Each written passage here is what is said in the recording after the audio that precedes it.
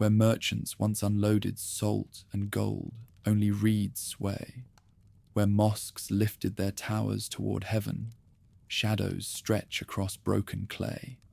This is Gao, heart of an empire the Niger carried to glory and watched dissolve.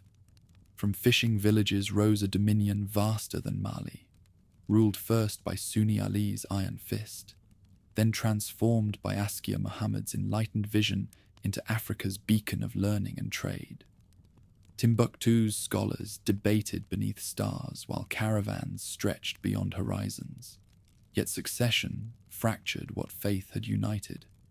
When Moroccan muskets thundered at Tondibi, an empire built on water returned to dust, leaving only the river's memory. A lone traveler stepped across broken clay, brushing aside a curtain of reed grass as morning light rose over the plain. Ahead, fragments of walls caught the first warmth of the day. Mud bricks eroded into wavering silhouettes. Doorways sagged beneath vines, and half-buried stones traced the faint geometry of streets. Wind swept through roofless corridors, stirring dust into thin spirals that drifted lazily upward. Nothing stirred but the rustle of thorn branches and the distant call of a water bird.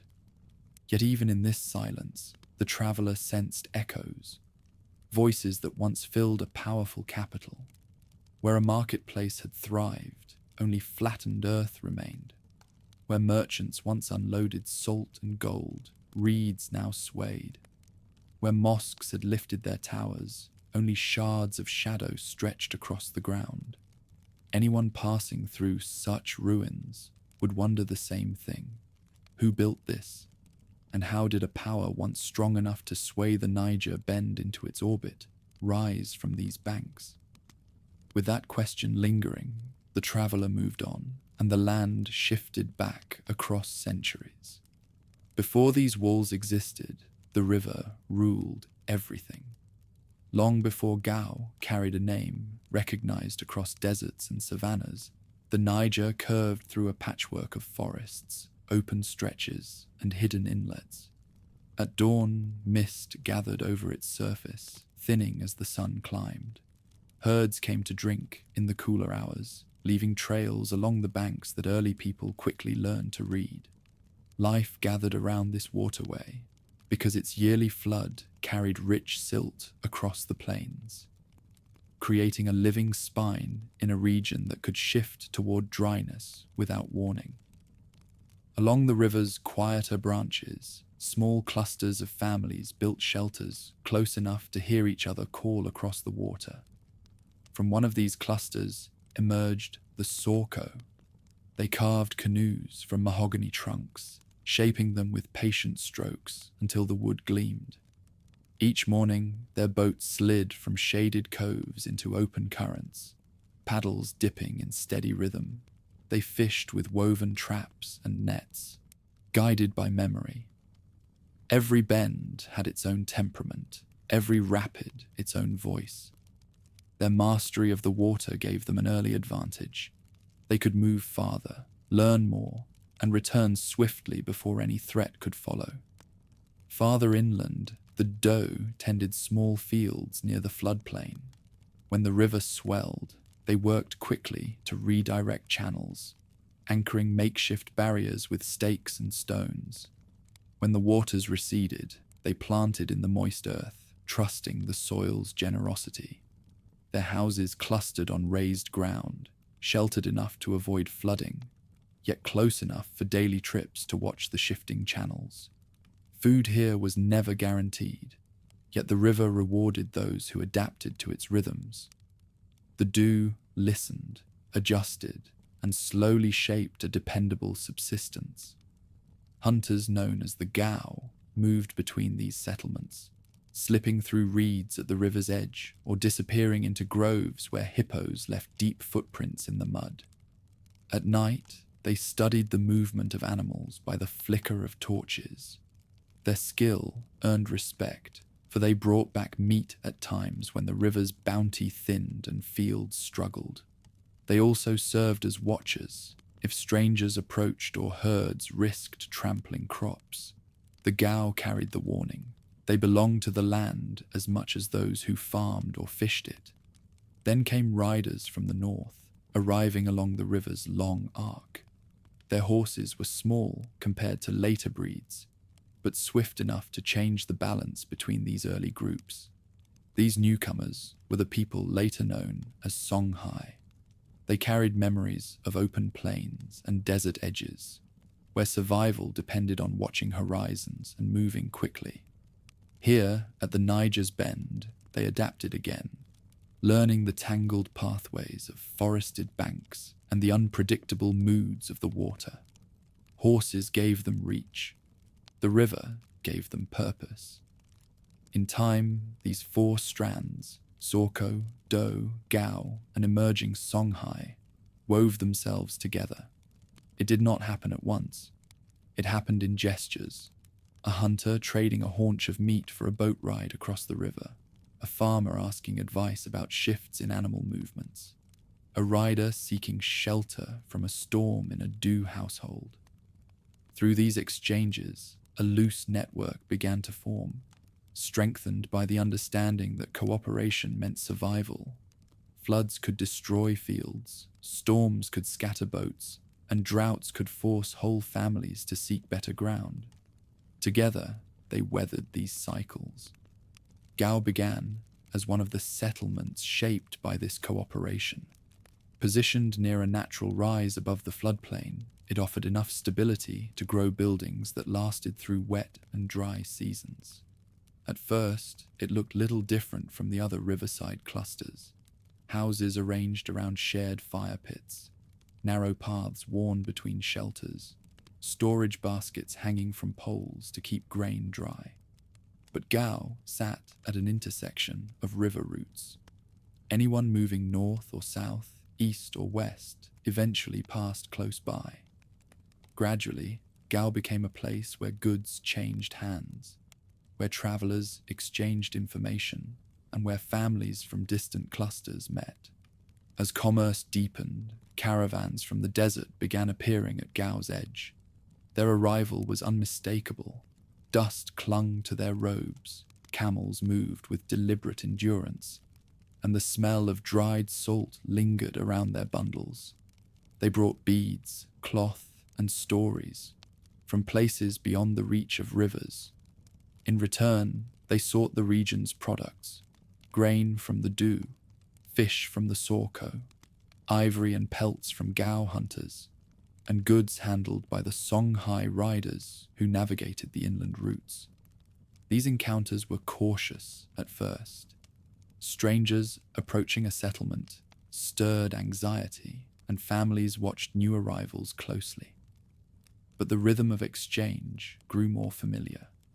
Drums signaled meetings near the riverbank where carpets were unfurled.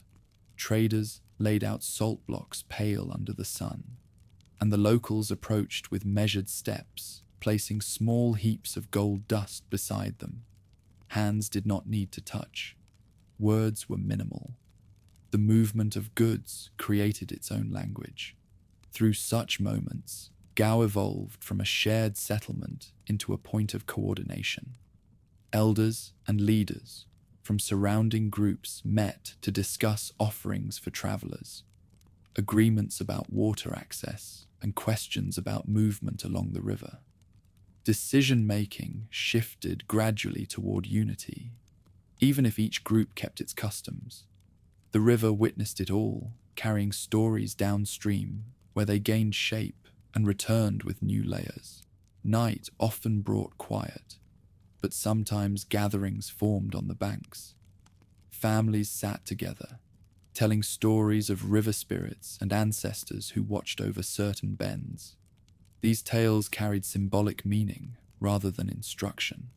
They explained why one inlet seemed lucky for fishing, or why a particular grove felt protected in storms. Though each group had its own beliefs, the shared landscape encouraged a shared imagination. As Gao expanded, its leaders recognized the need for stronger protection. Early structures, built with sun-dried bricks, gave way to more deliberate walls. markets shifted from open earth to designated areas. Watchpoints were placed near paths leading toward the desert. Riders began patrolling wider territories, ensuring that caravans arrived safely and that rival claimants to the river did not disrupt the routes that sustained them. Other settlements noticed Gao's growing influence. Some sought closer ties, drawn by the promise of stable trade. Others resisted, wary of ceding autonomy. But Gao continued to strengthen its presence, not by domination, but through the consistent reliability of its markets and the security of its location. Slowly, the territory surrounding it began to think of Gao, not simply as one settlement among many, but as a place where decisions mattered. People traveling north returned with news of distant dunes and the vast salt deposits that fed caravan routes.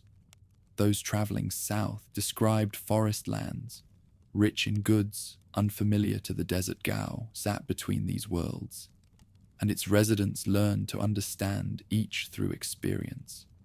They sang of the river as both protector and challenge. They built reed rafts for quick crossings and sturdier canoes for longer journeys. Boats lined the banks in the early morning, each ready to carry goods or messages. During festival days, groups that once kept distance gathered together. Drums echoed across the water, dancers traced patterns in the dust, and storytellers recited histories remembered through generations. These celebrations strengthened a sense of shared belonging.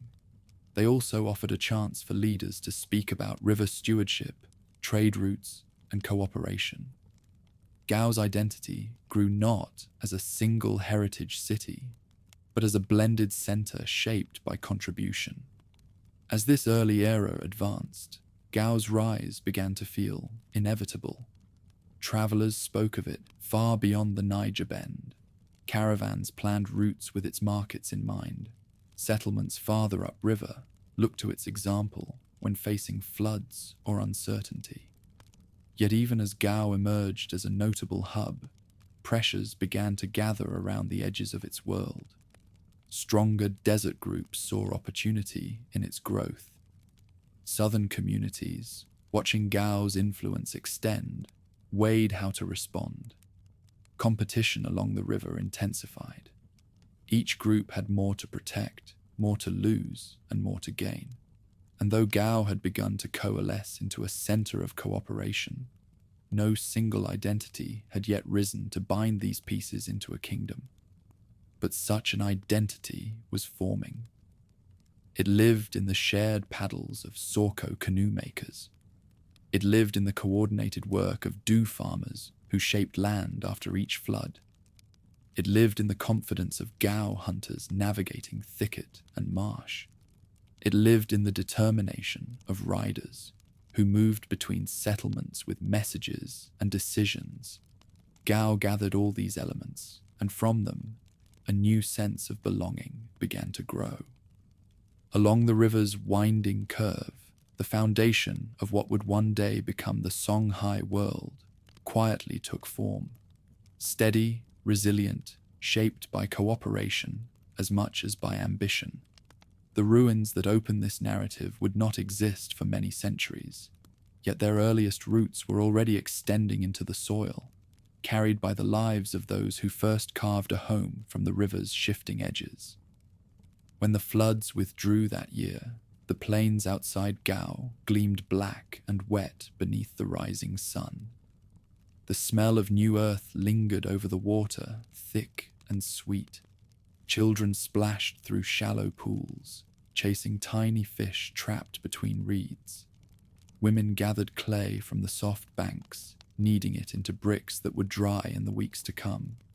The river had left its mark again, and the settlement answered with work. By the time the first caravans returned, Gao had changed its face. Walls rose higher, patched with fresh clay and trimmed with straw. Courtyards pressed close together, and smoke coiled from dozens of hearths. Along the slope leading to the docks, Sorko canoes bobbed like resting birds while farmers unloaded sacks of grain onto woven mats.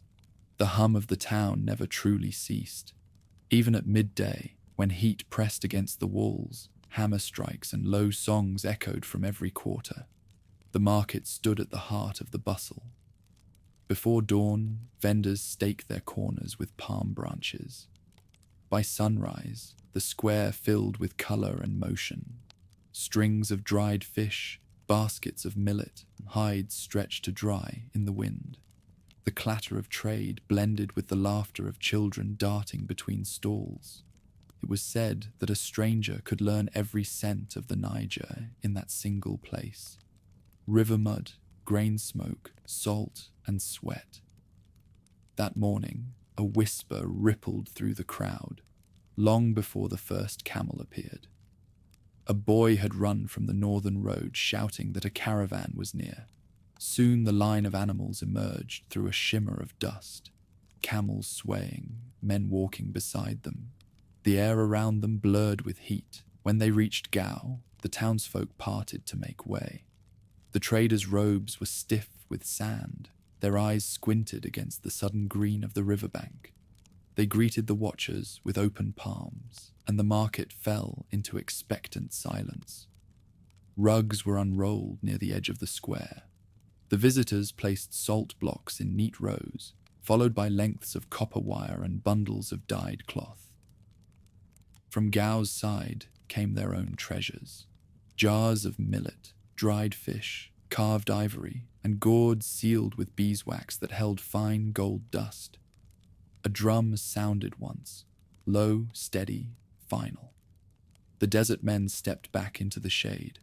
The locals approached. They left their offers beside the goods they desired. No words passed. The rhythm of exchange was older than speech itself. When the traders returned, they added where they must and removed what they accepted. A second drumbeat ended the ritual. The crowd exhaled in relief, and the hum of conversation rose once more. By afternoon, smoke drifted lazily across the river. The caravan had settled outside the northern gate, and Gao returned to its usual rhythm. Fishermen repaired nets near the docks. Children carried water jars home. From a shaded veranda, elders watched the sunlight fade over the dunes. Their town had become the meeting point of two worlds, the river and the desert, and both now depended on its balance. At twilight, the council gathered under the great tamarind tree that stood at the center of Gao. Men and women arrived with the quiet respect reserved for those moments when decisions carried the weight of seasons. They drank cool water from a shared bowl before speaking. One voice raised concern about strangers settling too close to the fields. Another proposed that caravans should be allowed inside the walls for safety during storms. Debate drifted like smoke, gentle at first, then sharp. Yet by night's end, agreements settled among them. Patrols would ride farther north. The watchfires would burn higher. The city would protect the road as it protected the river. The riders departed at dawn. Horses stamped and snorted while families lined the gate to see them off. Mothers tied charms of riverstone around their sons' necks. Children clutched reins until the signal horns sounded. The riders moved out in pairs, their shadows long across the plain. From the walls of Gao, one could see the shimmer of their path. Long after they vanished, dust rising behind them like a faint memory of war. When darkness came, the marketplace quieted, but did not sleep. Merchants from the caravan sat beside their fires, singing low desert hymns inside the walls. Families gathered for their evening meal. A grandmother told a story of the time when spirits walked the water's edge, guiding lost travelers back toward home. Her listeners, children with river mud still drying on their legs, watched her hands trace the air, half believing that something unseen stirred just beyond the glow of the lamp. These stories, passed from mouth to mouth, tied the town together more tightly than any wall. Seasons turned, and each one left a new mark. When rains returned, the Niger swelled until boats floated above fields that had been dry ground a month before people built wooden bridges between rooftops, shouting across the flood with laughter. When the water retreated, farmers planted again, pressing seeds into soil still dark with moisture. The pattern never changed, yet with every cycle, Gao grew stronger, learning not only to survive the river's moods, but to predict them. The settlement's reach expanded quietly. Messengers carried carved tokens to neighboring villages, small wooden emblems that meant friendship and safe trade. Boatmen returned from journeys upstream, with news of towns seeking alliance. Hunters in the northern grasslands reported new trails where caravans now passed under the watch of Gao's patrols. What had begun as a meeting place had become the center of a web stretching across the bend. Festivals followed the harvest.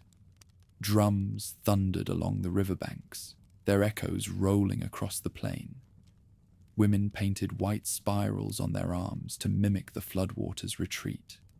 Men danced with spears raised, their feet beating dust into clouds that glowed red in torchlight. The Sorko sang of the river's gifts. The dew praised the soil. The Gao drummed the rhythm of the hunt. The horsemen charged past the fires, laughter breaking over the crowd. For one night, the town seemed endless, a single body moving in time with the water's pulse. Travelers spoke of its order and fairness.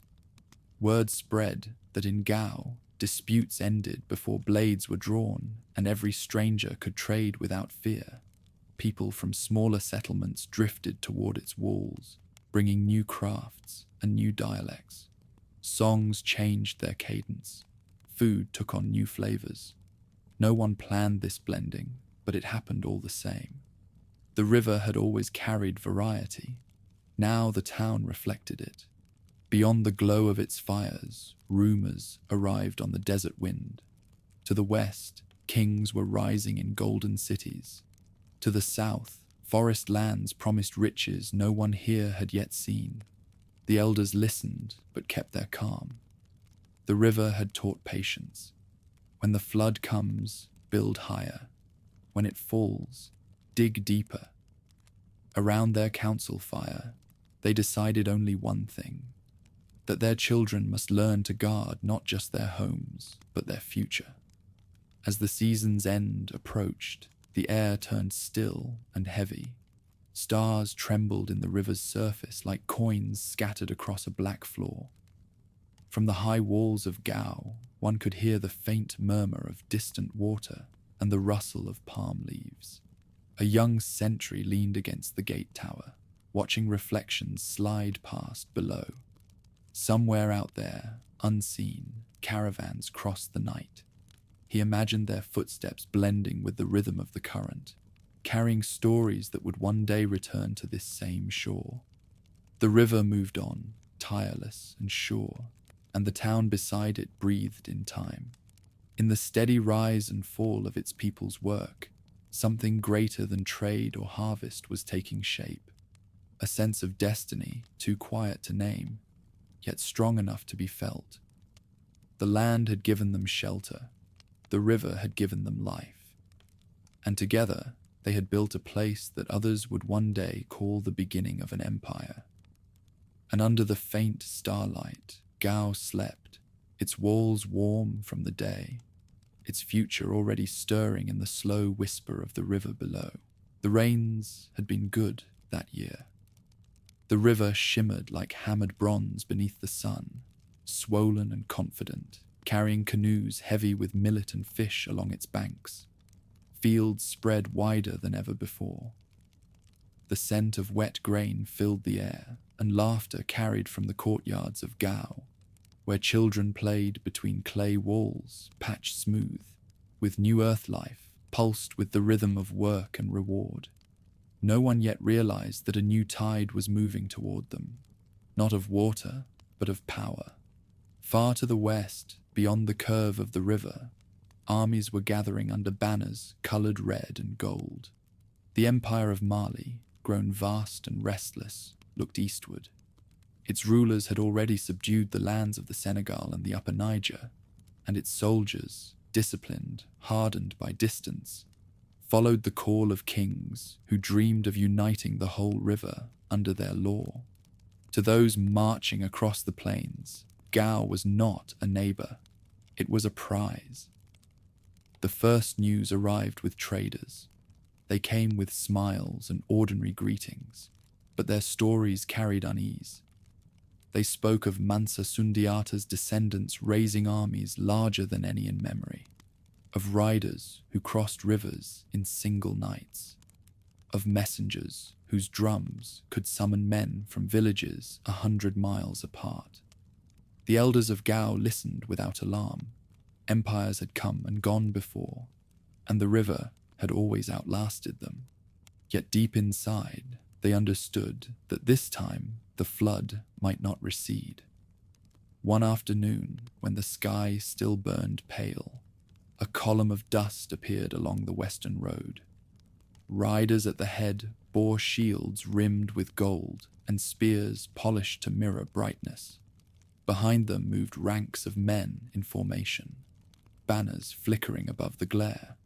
The soldiers of Mali entered the valley like a moving wall. They carried order with them, but also the quiet certainty of conquest. The meeting between Mali's envoys and Gao's council was brief. There were no threats, only promises. The envoys spoke of unity, of trade under imperial protection, of shared wealth, of faith binding the lands of the Niger into one family. Their words flowed smooth as oil, but the weight of their weapons spoke louder. The council agreed to peace, to tribute, to allegiance. Resistance would have been noble but ruinous, and so, the first step of subjugation came not with battle, but with silence. In the following years, the empire's colours appeared over the city walls. Officials from the west took their places beside local elders. New measures replaced old customs. Weights for grain, tallies for salt, scribes with wax tablets counting what once was given freely. Soldiers patrolled the riverfront, polite but watchful. They claimed to guard the markets from thieves, yet their eyes lingered on those who spoke too proudly of independence. Still, life along the river went on. The Sorko boats sailed as always, their prows carved with the same patterns of fish and flame. Farmers bent to their fields, the doe's songs echoing through the early fog. Hunters brought back meat and hides from the dry plains, and children learned to shout the new imperial prayers as easily as they had learned the old chants to the river spirits. The people adapted. They always had. Mali's presence brought both burden and prosperity. Gold from the upper lands now flowed east in steady measure, and with it came new goods, cloth from the Maghreb, blades of foreign iron, scrolls of Arabic script. The market swelled with things unseen before. Scholars from Timbuktu and Niani arrived, speaking of the wide world beyond the desert, of the great cities of North Africa, where stone buildings rose higher than palm trees. The people of Gao listened with awe and suspicion. Knowledge was a gift, but it carried the scent of control. For a generation, the peace held. Under Mali's shadow, the town prospered. The imperial roads linked the river settlements into a chain of wealth. Messengers rode with seals of gold. Merchants moved in guarded convoys that stretched from Tagaza's salt pits to the far forests of the south. The Niger glittered with the reflection of power. For the first time, Gao was part of a world greater than itself. But beneath the calm, the old pride never died. The Songhai clans remembered the years before conquest, the freedom to set their own watchfires, to send their riders wherever the river bent. The elders spoke of the time when every decision had been their own. These stories passed in whispers at night, told beside the glow of small lamps when children had fallen asleep. The memory of independence lingered like the taste of iron in water, faint but unforgetting. Then came Mansa Musa, his pilgrimage to Mecca, carried out with wealth beyond imagination, shook every road of the known world. Tales of his golden caravans reached Gao, before the man himself returned from across the sea of sand. To the people of the river, Musa seemed half human, half myth, a ruler whose shadow stretched from the deserts to the ocean. Under his reign, the empire's reach deepened, mosques rose in the western cities, and scholars multiplied like reeds after rain. But every step of Mali's glory pressed heavier on its vassals, tribute grew steeper. The presence of imperial officers turned stricter, their records longer, their voices colder. And yet, through the weight of obedience, something unexpected stirred in Gao. The town learned the ways of empire, how to count, how to plan, how to rule. Local families began sending their sons to study under Mali's scribes. Some learned Arabic letters, others studied law or trade. Knowledge, once a tool of domination, became a weapon waiting to be claimed. Time moved, and the empire began to show its cracks. Kings followed one another in quick succession. Distant provinces quarreled. Gold routes shifted as new mines opened far to the south. In the grand halls of Niani, noble families fought over inheritance while the Niger's eastern bend quietly tested its chains. During those uncertain years, Gao found its voice again. The markets spoke louder than decrees. Taxes arrived late or half paid. Riders who once carried imperial commands now lingered too long before delivering them. The people had learned patience from the river. They knew how to wait for the moment when the current changed. When the first signs of weakness appeared in Mali's armies, the news spread like wind through dry grass. A northern province rebelled. A southern ally withheld tribute. On the western road, soldiers muttered about unpaid wages. And somewhere within Gao's walls, a council met quietly under the cover of night lamps burned low. Voices stayed calm. No one spoke of revolt. Not yet. They spoke of readiness, of guarding the trade routes for themselves, of reclaiming the right to decide their own fate. By the time Mali's messengers arrived months later, demanding men and provisions for yet another campaign, the air had already changed. The people bowed, promised obedience, and gave less than half of what was asked. No punishment followed. The empire was too busy elsewhere, too tired to notice what it was losing. The river carried its news, as it always did, slowly, steadily, unstoppable. From the western highlands to the deep forests, the word spread. Mali was fading, and the lands along the Niger would soon be free again. In the courtyards of Gao, men sharpened tools that would one day be weapons. Women stored grain for a future that smelled of war and hope in equal measure. Night after night, the council watched the horizon, waiting for the signs they knew must come. Rumors of retreat, the silence of roads once patrolled by imperial guards, the sudden absence of tribute collectors. When these things happened, no drum announced it. The people simply understood. The empire that had once called itself eternal was beginning to crumble. And on the eastern bend of the Niger, the city that had bowed now began to stand. Its riders prepared their horses. Its elders whispered of destiny. The river flowed dark and smooth beneath the stars, as if holding its breath for what was to follow. Soon the flood would rise again, but this time it would carry the Songhai name. The dry winds arrived early that season, sweeping across the plains with the hiss of stirred sand and the distant hum of shifting air. They rolled over the rooftops of Gao, leaving a thin film of dust on every threshold. At first, it seemed like any other change of weather, a passing test of endurance for the river town. But beneath the calm routine of daily work, something deeper was beginning to move. The traders who came from the west no longer carried the same confidence in their voices.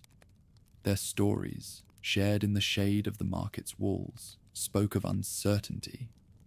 Mali's courts had grown divided, they said, its kings quarreling over inheritance while distant provinces paid only half their dues. The once mighty empire that had stretched from forest to desert was faltering. To the people of Gao, these tales were carried not only by rumor, but by rhythm.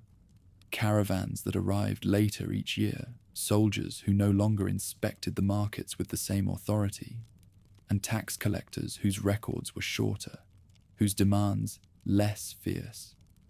The shadow that had ruled the river for a century was thinning like a sail left too long in the sun. No one dared to speak of rebellion. Gao had lived under Mali's banner long enough to know that defiance invited ruin, but patience had always been its strength. The council gathered quietly in the evenings beneath the tamarind tree, listening to the desert wind as if it might carry wisdom. They discussed the empire's weakness in careful tones, never with celebration, only with preparation. When a flood retreats, one elder said, you do not chase the water, you plant where it was. The others nodded. That became their plan, not revolt, but readiness. In the markets, small changes appeared. Merchants who once marked their ledgers with the imperial seal now used the town's own. Fishermen delayed their tribute, claiming the river had yielded less than before. The patrols that once guarded the roads in Mali's name began to answer to Gao's council instead. Their loyalty bought not by decree, but by shared purpose. What had started as quiet adaptation turned into something larger, a collective decision to stop looking west for permission. When imperial officers did arrive, they came with smaller escorts and uncertain voices. They spoke of loyalty and unity, but their eyes betrayed unease. Some were greeted politely, others were turned away, with smiles too patient to be mistaken for obedience. Each departure left the town standing a little taller. Mali's presence became a memory kept out of politeness, like an old banner folded and left to gather dust. The first open test came without warning. A troop of soldiers from the west, sent to collect overdue gold dust, accused a merchant of deceit and seized his goods. The market stilled. The air thickened with tension as men and women gathered around, silent but unyielding. When one soldier lifted his spear, the crowd stepped closer, not in anger, but in the quiet solidarity of those who have decided they will bend no further. The soldiers hesitated, then retreated without another word. The merchant recovered his goods. The people said nothing of victory, but that evening, as the lamps burned low and the river shimmered with reflected starlight, every heart knew the balance of power had shifted. Change spread slowly, like roots beneath soil.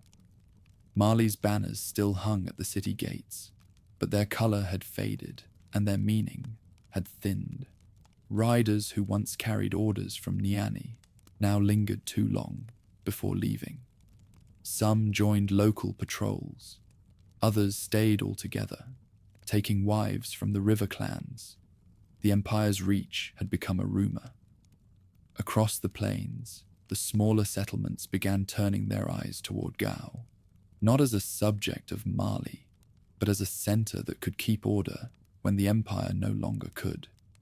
The river, as always, carried news faster than any rider, and its whispers now told a new story, that independence was already here, only waiting for a name. Among the younger riders, that name found its first voice in a man called Sunni. He had grown up along the river's edge, trained in the ways of both horse and boat, and had watched Mali's commanders come and go with a calm that masked keen observation. Where others saw power, he saw fragility. Where they saw empire, he saw distance.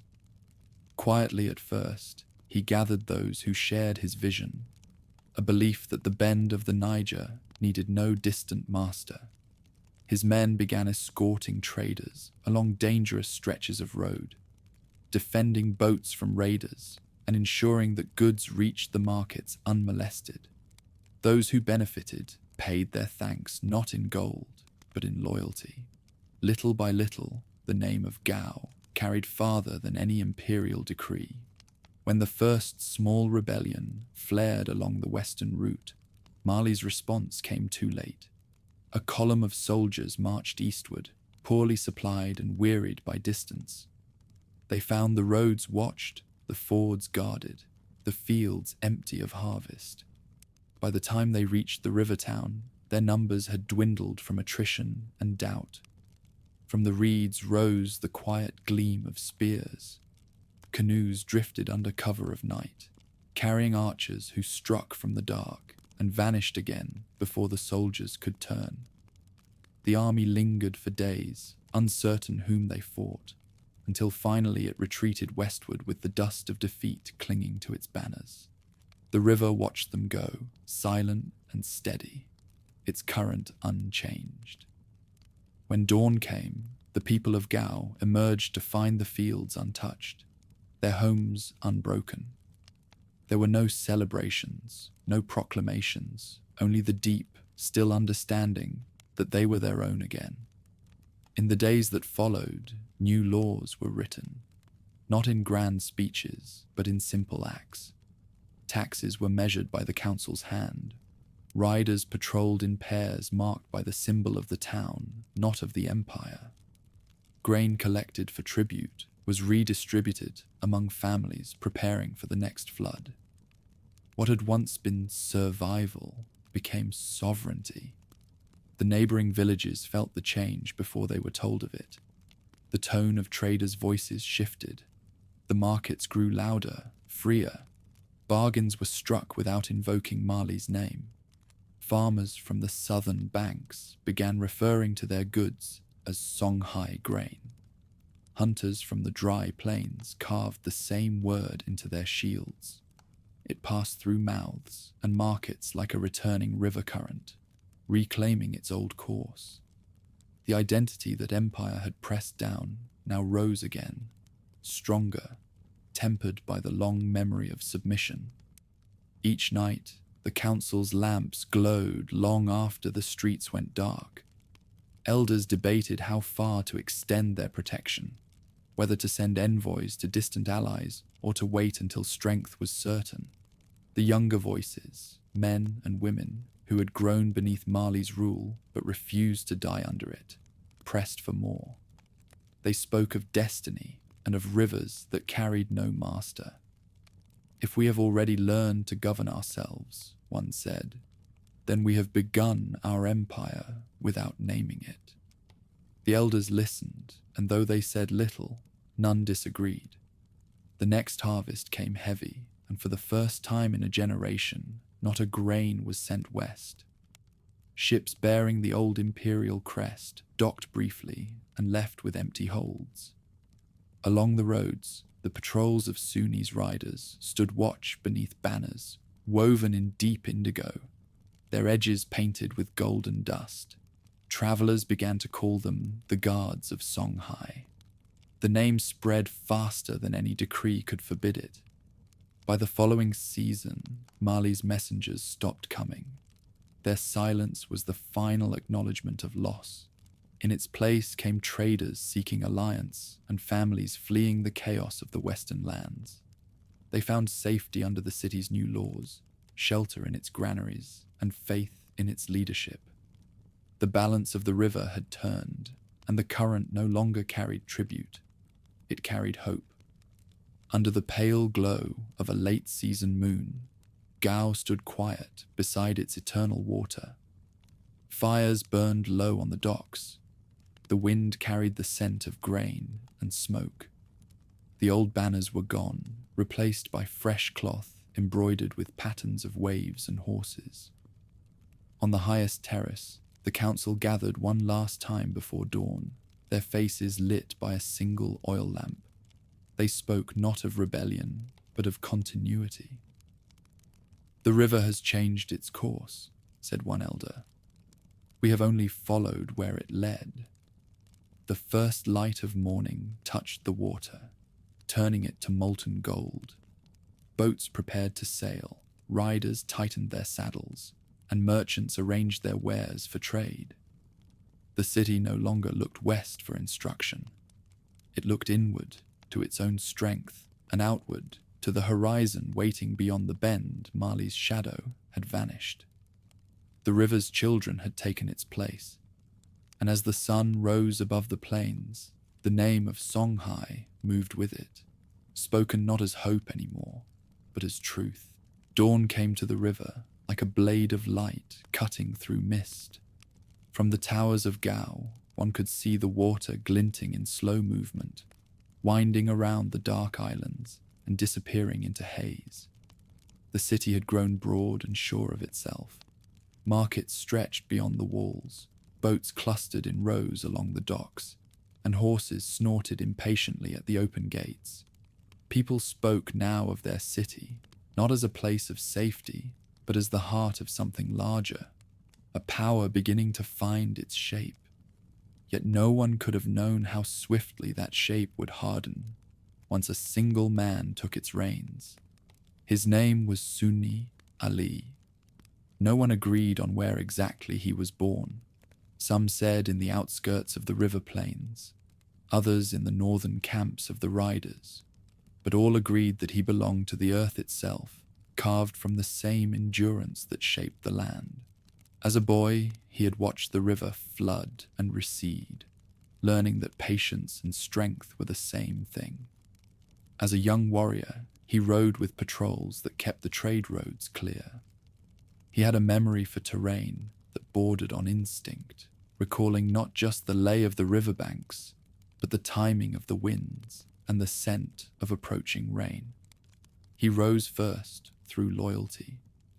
When raiders struck caravans near the desert fringe, it was Ali who led his riders through night storms to overtake them, returning every captured load without keeping a coin for himself.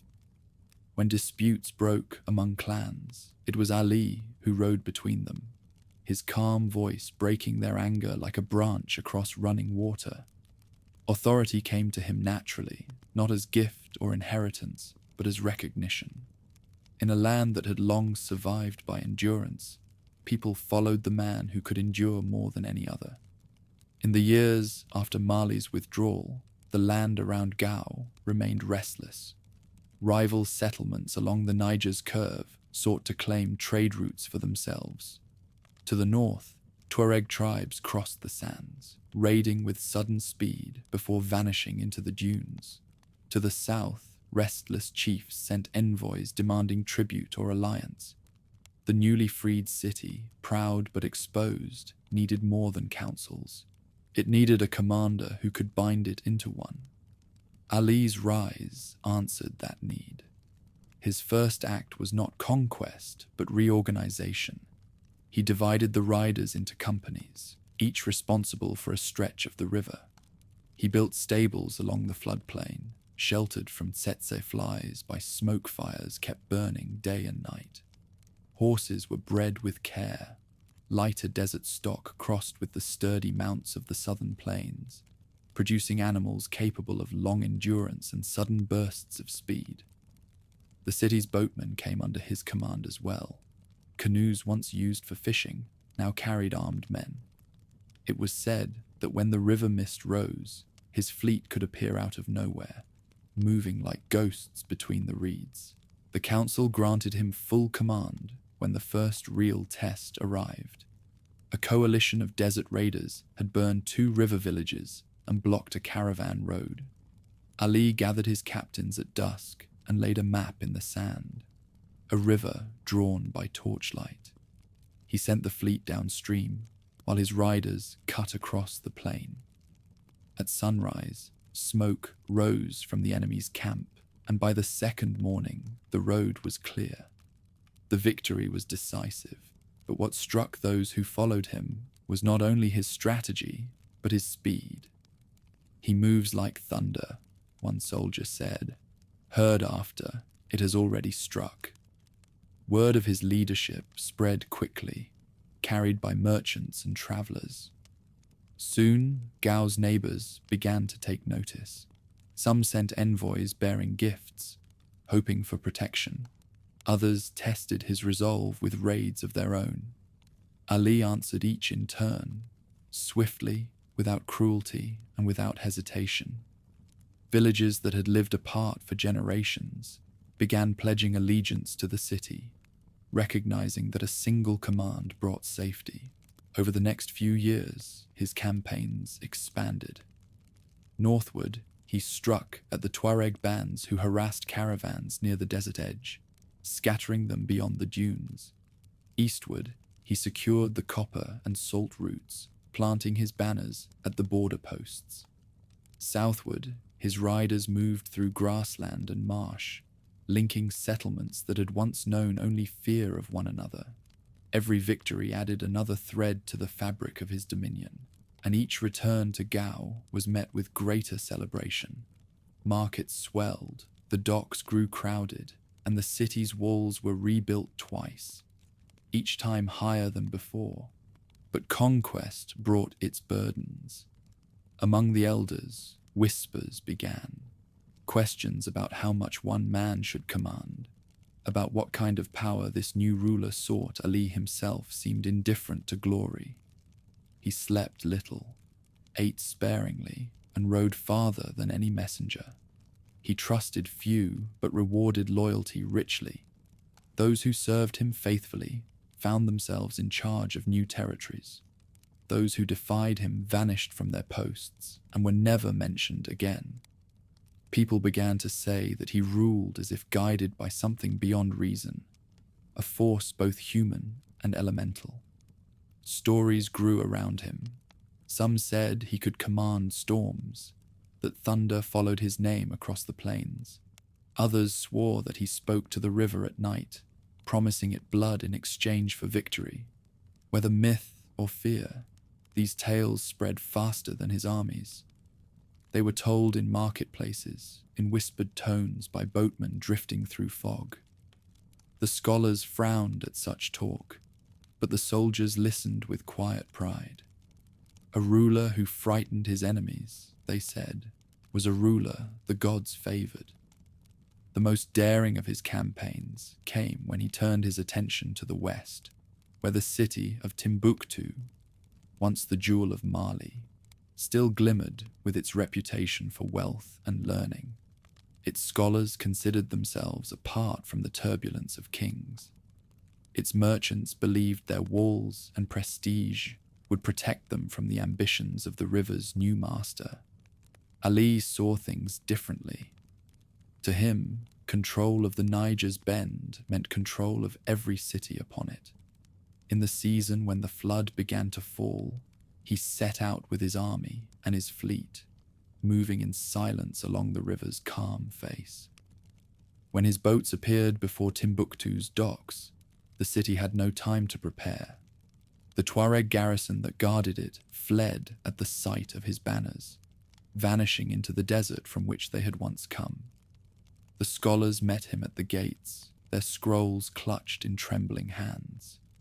They offered peace, wealth, alliance. He accepted their surrender without words.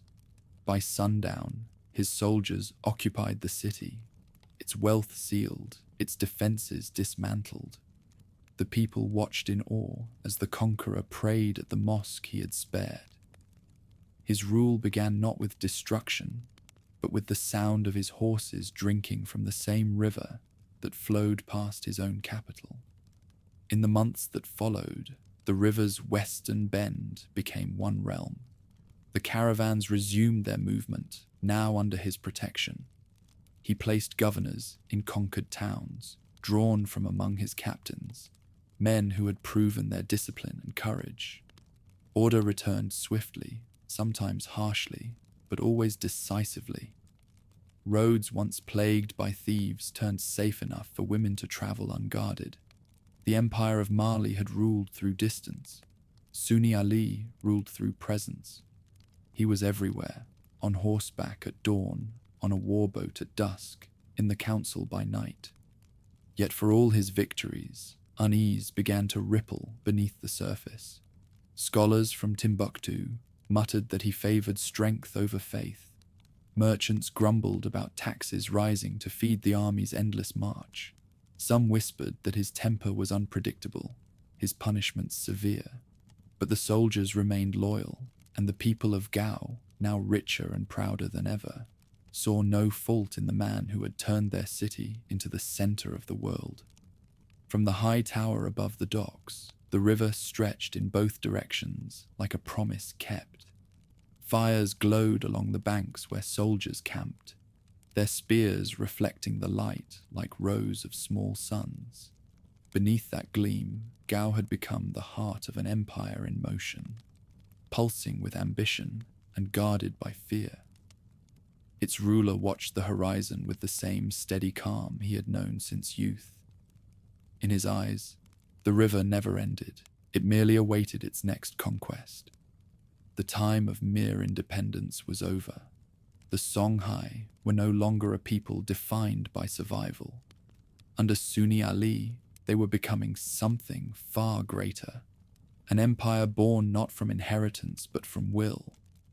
The world beyond the Niger would soon feel its reach, and the river that had once carried their trade would now carry their destiny. Evening fell like copper light on the river, and Gao glowed in its reflection. Smoke from hearths rose in thin threads that drifted lazily across the water, and the steady sound of hammers carried from the workshops near the walls. The city had never seemed more alive. The markets stayed open deep into the night. The alleys hummed with songs from returning caravans, and the docks were lined with boats heavy with goods from every direction. The wealth of the Niger now flowed through one heart, and that heart beat to the command of Sunni Ali. He had conquered with speed and discipline, yet he governed with vigilance more than trust. Each victory brought him new lands, but also new burdens. The empire now stretched across plains, forests, and desert reaches that demanded constant watching. To manage this vastness, he divided his rule like the flow of the river, branching but always leading back to him. Governors oversaw the provinces, captains guarded the trade routes, and scribes counted the tribute in measures of gold and grain. But his eyes were everywhere. Messengers left Gao every dawn, carrying his seals to the farthest borders, and every night new riders arrived with reports. To live under his rule was to feel both secure and watched. Within the city, change was unmistakable. The once quiet courtyards of fishermen had given way to barracks, stables, and granaries, large enough to feed an armies. Streets widened to make way for the horses that patrolled them. The clang of blacksmiths and the scent of melting resin filled the air. Fortifications rose along the riverbank, where once stood rows of palm trees. The people accepted these transformations with a mixture of pride and awe. For all his sternness, the ruler had turned Gao into a citadel of prosperity. He demanded order, and in return, he made the city untouchable. Sunni Ali's next challenge came from the south, where the merchants of Jenne resisted his reach. The city was ancient and proud, a place where trade had been law, long before Mali's first kings had ridden west. Its people trusted their wealth, their walls, and the favor of the scholars who blessed their commerce. When Ali sent envoys inviting submission, the Council of Jenne answered with courtesy and refusal. They would trade with him, they said, but they would not kneel. For a ruler like Ali, such defiance could not stand. In the year when the flood began to fall, he gathered his army on the western plain and advanced. The march took weeks. Caravans moved behind the soldiers, carrying supplies, and the fleet shadowed their movement along the river. When they reached Jenne, they found gates of stone and an army determined to defend them. Siege lines were drawn, trenches dug, watchfires lit on every hill. The standoff began. The siege lasted not days, but years. Each season brought a new attempt to break the walls, through fire, through water, through negotiation. The defenders held firm. The scholars of Jenne sent prayers into the night, asking that the city be spared, while Sunni Ali, unrelenting, watched from his tent beside the river. Rainstorms came and went. The fields around the city turned to marsh, and still neither side yielded. The river itself seemed to hold its breath. Those who served him swore that their leader slept little, walking the camp each night, his cloak soaked with dew, his eyes fixed on the silent city. At last, in the 3rd year, Jenne's resistance broke. Whether by famine, exhaustion, or secret pact, the gates opened one dawn as mist drifted off the water. Ali rode in without triumphal music, only the creak of saddles and the echo of hooves on stone. The people waited in fear, expecting vengeance. But the conqueror did not burn their homes or plunder their markets. Instead, he ordered the repair of the wells and the reopening of the caravan roads. The scholars were summoned and told that their wisdom would serve the empire. His soldiers restored order, and by dusk, the city that had resisted him had become one of his greatest jewels. Its surrender, born not of defeat but of fatigue, marked the completion of his dominion along the Niger. When he returned to Gao, the celebrations lasted for days. The docks glowed with hundreds of lamps, the river reflected the dance of torches, and singers praised him as the one who commands 2 waters, the river and the sea of men. Yet among the scholars, unease stirred. The learned men of Timbuktu, who had long prized peace over power, whispered that the new emperor ruled by strength rather than faith. His tolerance of old customs and ancestral rituals troubled them. They saw in his ambition something untamed, something closer to the spirit of the river than to the quiet discipline of the law. Ali heard these whispers, and though he rarely punished scholars directly, their disapproval burned like a slow ember in his mind. He had no patience for those who questioned his purpose. "A ruler must serve his people," he said once to his captains, "not the tongues that judge him." His soldiers understood. The scholars of Timbuktu, however, did not. His relationship with them grew colder with every passing year. When uprisings broke out among the Tuareg, who had once ruled Timbuktu's gates, the scholars hesitated to side with him, fearing his harsh measures. Their hesitation only deepened his mistrust. Some chronicles, written later, would claim he drowned their leaders in the river, invoking spirits to defend his reign. Others said he spared them but banished them to the desert. Truth blurred into legend. What remained certain was that the gap between sword and scripture widened, even as his empire reached its height.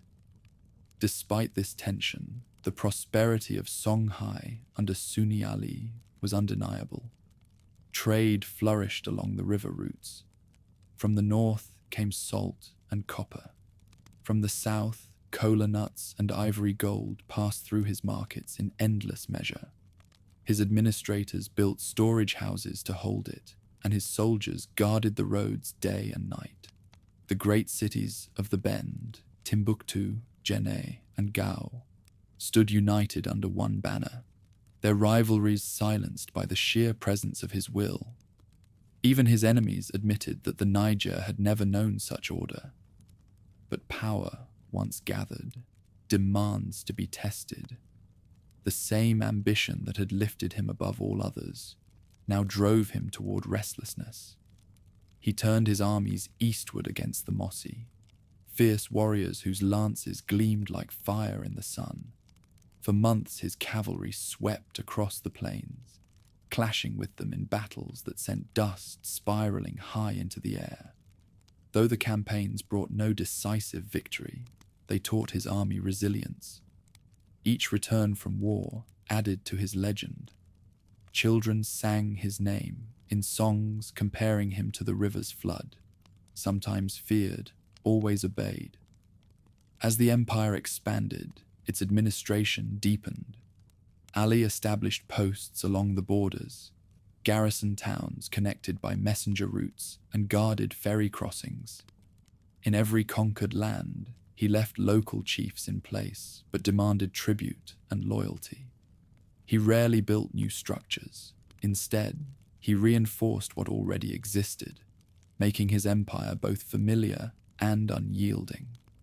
The result was a realm that could function even in his absence, though none could imagine it thriving without his will behind it. The years of conquest began to weigh upon him. Those close to him spoke of a growing solitude, a distance that widened even among his loyal captains. He trusted few advisors, relying instead on his instincts and the river's unending counsel.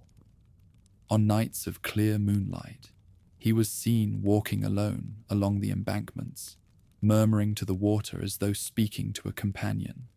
Some said he sought forgiveness for the blood he had spilled. Others whispered he was bargaining for more. His final campaigns took him far to the west, beyond the familiar curve of the Niger. He faced rebellions, sandstorms, and betrayal from men who had once sworn allegiance. Yet he pressed onward, as relentless as the current he had mastered. When he returned to Gao for the last time, his beard had turned grey, and his voice carried the roughness of exhaustion. The city welcomed him as they always had, with drums, torches, and songs, but he did not stay to enjoy them. He ordered new defences along the northern road and strengthened the garrisons at Timbuktu. His empire had reached its height, yet his eyes remained fixed beyond the horizon. The chronicles disagree on how he died. Some say he fell from his horse while crossing the river during a storm. Others claim a plot ended his life within the city walls. Whatever the truth, the river swallowed his passing as it had carried his triumphs.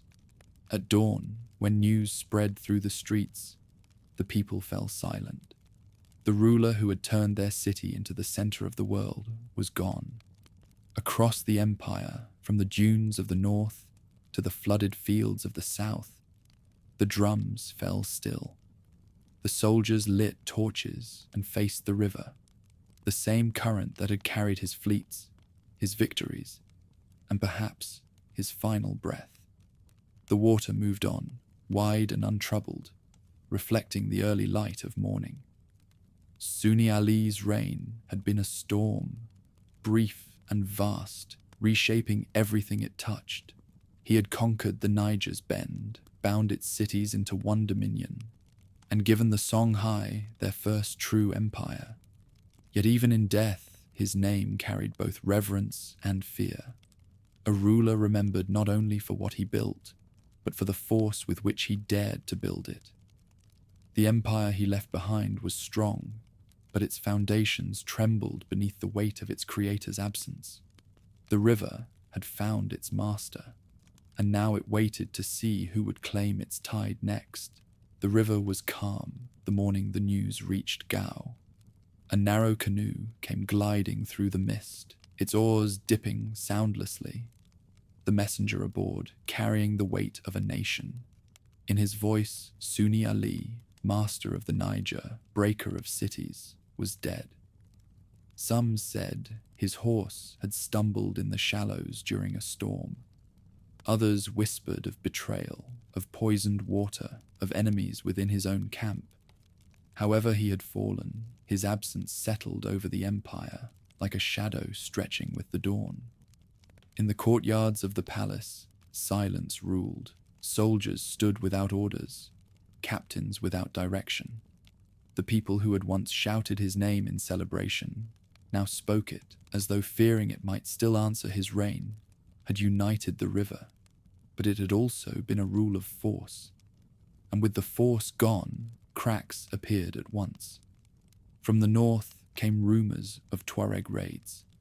From the south, petty kings tested their boundaries. Even within Gao's walls, the council split between those who wished to honor his line and those who feared what loyalty to it might bring. His heir, Sunni Baru, inherited more than a throne. He inherited unease.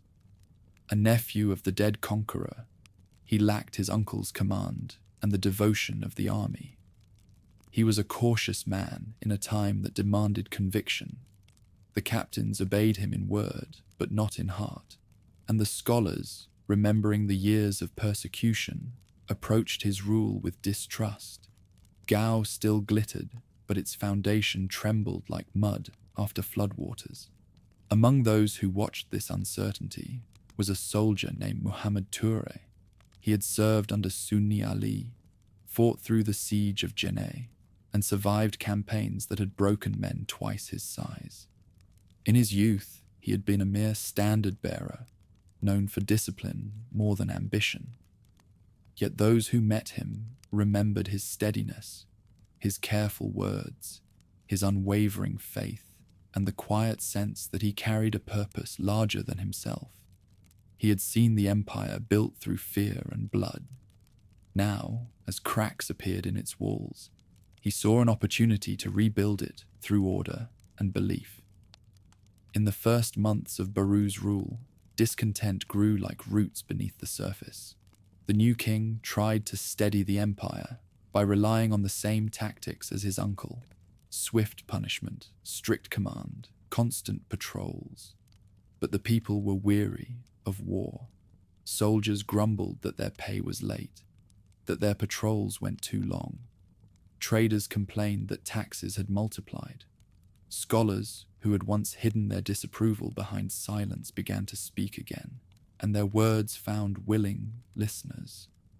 A ruler, they said, must fear God more than he fears rebellion. Their sermons carried a name between them: Muhammad Toure, the pious commander who prayed at dawn before lifting his sword. In the dry season that followed, rebellion took its first breath. Muhammad gathered men who shared his vision, not bandits or rivals, but soldiers who had grown tired of the old ways. He did not promise wealth or vengeance. He promised justice, a word that had not been spoken in Gao's courts for many years. He told them that the empire could not stand on fear alone, that unity required faith and fairness. His words spread like wind through tall grass, quiet but unstoppable. By the time the first banners were raised, the people had already chosen their side. The confrontation came near Anfao, a plain east of the capital, where the river split into shallow channels. Baru's army marched out with drums and banners, expecting a short campaign against traitors. They found instead an army equal to their own. The morning began with the hiss of arrows and ended with thunder. Horses charged through the shallow water, hooves churning mud into foam. Smoke drifted low, and shouts echoed between the trees. At its center rode Muhammad Toure, wrapped in a plain white cloak, directing his men with calm precision. When the sun reached its height, Baru's forces began to crumble. By dusk, the king's banners had fallen, and his soldiers fled west toward the desert. The empire that had seemed unshakable under Sunni Ali changed hands in a single day. When the dust settled, Muhammad entered Gao, not as a conqueror, but as a reformer. He refused to take the throne in the palace where Sunni Ali had ruled by fear. Instead, he stood before the mosque at the city's heart, surrounded by soldiers, scholars, and merchants, and declared his allegiance not to power, but to divine law. "We have inherited a great river," he said, "but its waters are troubled. Let us cleanse them before we drink again." The crowd answered with a murmur that grew into a cheer. From that day forward, he would be known as Askia Muhammad, the name meaning leader, chosen not by birth, but by merit. His first acts as ruler were not of conquest, but of reconstruction. The empire's armies were reorganized under a disciplined command. Provincial governors were appointed, each bound by oath to follow written decrees, rather than whim. Tax collectors were assigned fixed duties and forbidden to take more than prescribed. Judges learned in Islamic law were sent across the provinces to settle disputes with fairness rather than bribes. For the first time in generations, a farmer could bring his grievance before an official and expect to be heard. The markets buzzed with new energy, and the river once again carried goods unburdened by constant warfare. Within Gao's walls, a transformation unfolded. The old warrior class, long accustomed to privilege, found itself sharing power with scholars. The mosque, once a symbol of reluctant tolerance under Sunni Ali, became a seat of authority. Schools reopened, scribes trained a new generation of administrators. The ruler himself studied beside them when court duties allowed, asking questions, listening carefully, and recording decrees in his own hand. Knowledge, he was known to say, is the blade that cuts without blood. His reforms reached even the farthest edges of the empire. To the north, trade with the Maghreb flourished under new regulations that protected caravans. To the south, envoys strengthened ties with the forest kingdoms, exchanging goods and promises of peace. The treasury filled again, but unlike his predecessor, Askia did not hoard it. He ordered the construction of granaries in every province, declaring that the wealth of Songhai must feed its people before it adorned its rulers. The people rejoiced, but the change was not without resistance. Those who had thrived under Sunni Ali's rule, the old captains, the powerful merchants, the court astrologers, resented the new order. They whispered that the Askia's faith made him weak, that the empire needed the hand of iron it once knew. Yet each time unrest stirred, it faded quickly. The army remained loyal to the man who paid them on time and treated them with fairness, and the scholars defended him from the pulpit with words that weighed more than swords. In the second year of his reign, Askia prepared for a journey unlike any before it.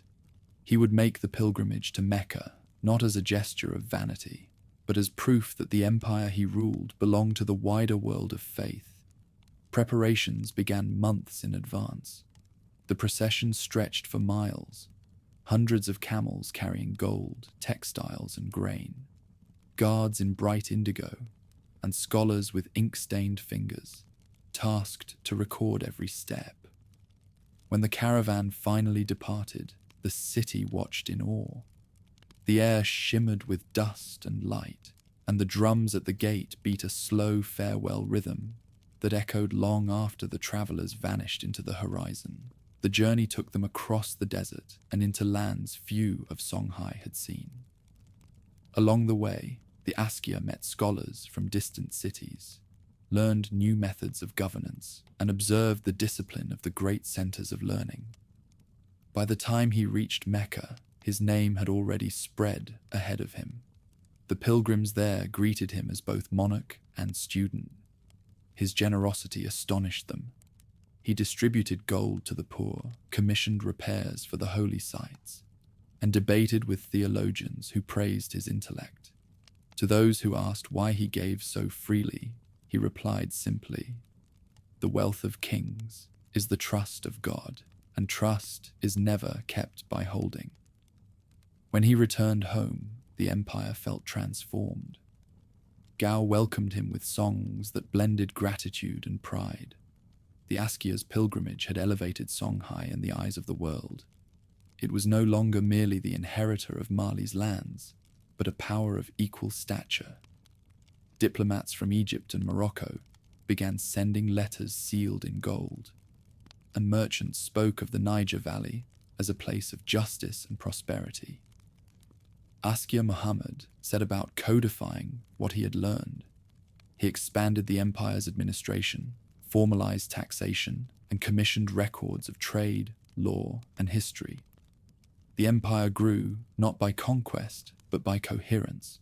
Timbuktu's scholars thrived under his patronage. Their libraries swelled with volumes copied by skilled hands. Djenné's markets flourished, their caravans protected by imperial guards. Even distant settlements along the river's lesser branches felt the rhythm of order flowing outward from the capital. Yet beneath the calm, subtle challenges remained. The empire's scale demanded constant vigilance. Governors grew ambitious, rivalries rekindled, and the loyalty that had once been born of shared purpose began to test its limits. The Askia met these pressures not with rage, but with patience. The river's strength, he said, is not in its depth, but in its flow. His vision was to create a system so balanced that it could endure even without his presence, a government that would serve not just his lifetime, but those to come. By the time the 5th year of his reign ended, the empire of Songhai had become the most stable power west of the Sahara. From the deserts of Tagaza to the forests beyond the Niger, travelers moved freely under its protection. Scholars wrote of it with wonder, merchants with gratitude, rivals with envy. The people of Gao no longer spoke of survival or conquest. They spoke of order, of learning, of a peace they had never known. The river that had once carried only trade now carried the reflection of mosques, granaries, and the bridges of a civilization reborn. The empire that Sunni Ali had forged with the sword, Askia Muhammad was shaping with the mind. And in the calm, after years of storm, the water finally flowed clear, as if the Niger itself had been waiting for this kind of rule. At dusk, when the river caught the color of bronze, the towers of Gao cast their long shadows over the water. Merchants closed their stalls, scholars left the schools, and from the mosque at the city's center came the steady hum of evening prayer. The empire that had once trembled under the weight of war now breathed in rhythm with peace. The name of Askia Muhammad carried across the Niger's curve not as a command, but as reassurance, a reminder that strength, when disciplined, could be merciful. After returning from his pilgrimage, the ruler moved through his capital with a calm that inspired loyalty. He had seen empires greater than his own. He had studied their courts, their scholars, their laws. Now he sought to build something that would outlast even victory, a system that could balance faith and order, tradition and reform. His council hall filled with scribes and advisors from every province, men of varying tongues and customs who now spoke a common language of administration. On the walls hung maps traced by his own hand, the river's bends, the caravan roads, the distant lands whose tribute fed his treasury. To govern such breadth, he understood, required more than conquest. It required vision. His mornings began before sunrise. In the soft half-light of the courtyard, he would sit with his secretaries and read reports brought overnight by riders. He knew the rhythm of each province, the grain yields of the southern plains, the salt weights of the northern mines, the harvest counts from the marshlands where dew farmers worked knee-deep in water. Nothing escaped his notice. Governors who sent false tallies found their replacements waiting before they realized their mistake. Yet his punishments were measured, not cruel. Justice, he often said, is the straight line that cuts between mercy and fear. One of his greatest reforms lay in communication. Between Gao, Timbuktu, and Djenné stretched a network of roads patrolled by mounted couriers. Every 3 days, sealed pouches moved between these cities, carrying decrees, trade permits, and letters of scholarship. Traders soon adopted the same routes, knowing the imperial road was the safest in Africa. From the western deserts to the forest kingdoms beyond the river's curve, travelers spoke of the astonishing speed with which news from Gao reached the farthest settlements. The empire began to think of itself as one body, its veins traced by these roads, its pulse the steady flow of information and faith. Under his governance, Timbuktu became a city of brilliance again. Its narrow streets echoed with recitations from the Quran, the sound of quills scratching parchment, and the rustle of scholars debating in shaded courtyards. The Askia appointed respected jurists to oversee its schools, ensuring that law, astronomy, and history thrived side by side. The libraries expanded until they overflowed with manuscripts copied by careful hands, each page preserving the memory of a world connected by the river's trade. In Jenne, the markets flourished under his reforms. Taxes were fair, scales were standardized, and caravans from the desert arrived in confidence. Goods from faraway Egypt and Bornu found their way to the river towns, and gold dust, flowing steadily north, returned as salt, copper, and cloth. The prosperity spread outward in waves. Villages that had once felt forgotten were now part of a grand design. Granaries built along the floodplain stored surplus grain for lean seasons. Wells were deepened, canals repaired. The old fears of famine and drought softened. Even in poor years, the people could endure. For the first time in memory, farmers and traders alike looked not to the sky for mercy, but to their emperor for assurance. And he gave it without arrogance. The Askia's faith guided his governance, yet it was not a narrow one. He prayed with devotion, but understood that the empire's unity depended on tolerance among his people. Lived many who still honored the river's old spirits, who whispered blessings to ancestors before plowing or fishing. He did not forbid them. Instead, he taught that reverence for the past could coexist with obedience to divine law.